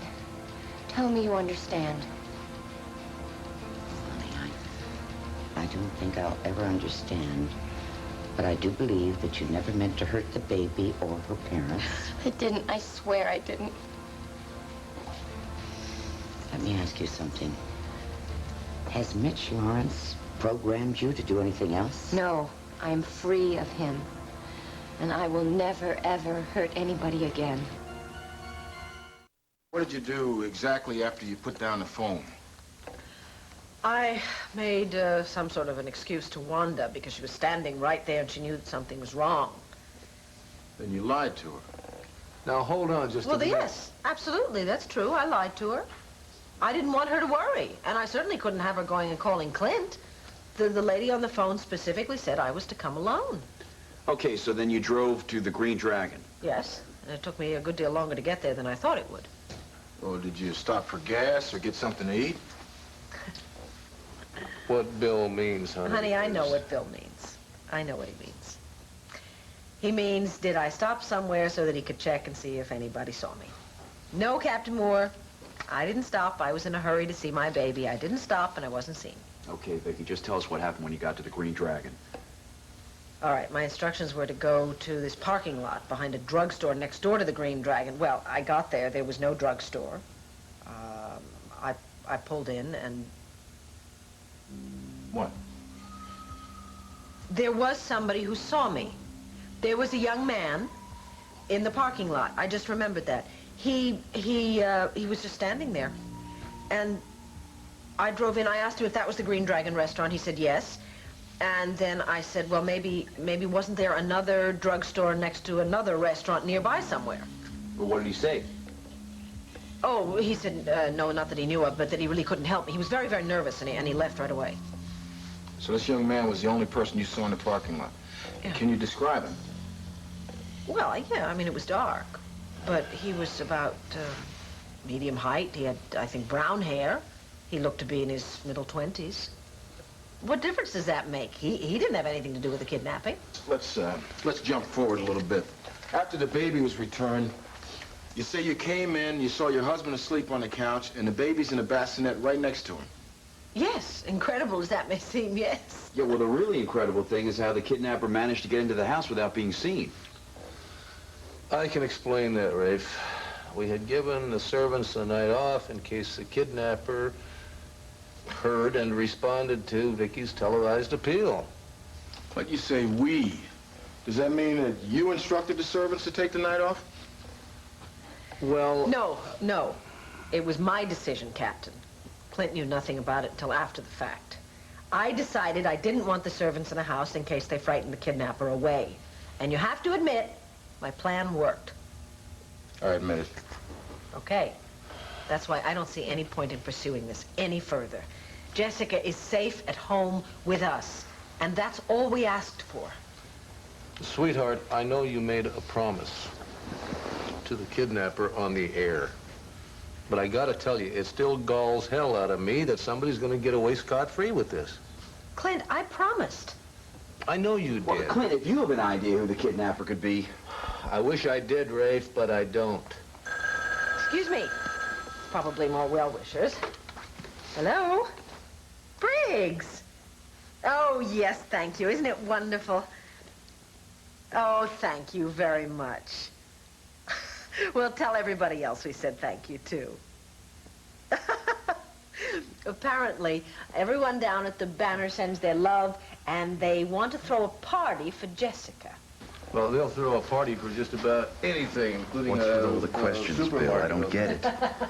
Remember, we got a call on the way over here. We got a report. Yeah, well, if we believe every call that comes into the station house. No. This one came in from a squad car that was cruising in the neighborhood. We spotted a red-headed woman in the street. Hey, keep it down. It may not be a damn thing. That's low. You think we can arrange Maybe. that? But it also could mean that Vicky Smith was the one that returned the baby. Oh, Bill, I'm begging you. Just leave it alone for tonight, huh? Can they just have this one night in peace? Newspaper office and a little party. I don't know how you do it, Dorian. Midnight snacks are very hard to come by around here. How do you think I brought it in from the outside? Got the warden's special permission. However, these just desserts have a price. I do need some more information from you. First we eat, then we talk. You said it. All right. Look, I have a time problem, though. I don't know how long the warden's going to let me stay. And I've got to have proof about Matron Spitz's involvement in Susan Bates's murder. Now, can you give me any more information? Yeah, well, you're the one that's out there in the real world. We're dying for information in here. About Diane, for instance. How's she doing? She's fine. She's living in my guest room. Yeah, you took her in. Yeah. Dorian, you're the best. Amen. And what about Jeannie? She's staying with you too, huh? No. No, as a matter of fact, I wish I knew where Jeannie was. Trouble? Could be. Could be. See, she suddenly announced that she was going to Hawaii, and then I haven't been able to locate her. It's as if she just fell off the face of the earth. Jeannie always loved travel, adventure. I think she may have gotten more adventure than she bargained for. So if either one of you hears from her, will you please let me know? Because I've got some questions I want to ask her. Dorian, are you somehow thinking that Jeannie's vanishing act has something to do with Susan's death? Huh? You know how crazy I was about Jeannie. I'm not saying that she was directly involved in Susan's murder. I think, though, that she's been blackmailed, threatened, or bought off by somebody who is involved in the murder. That's a fact. Oh, now wait. Here we go. Take a look at this boy. His name is Dan Wolek. You see in the pictures, he's got great blue eyes and blonde hair. Nice. Yeah. Delicious. She means the pie, not the guy. Oh, yeah. Okay. Did you happen to see, though, this young man at the crack factory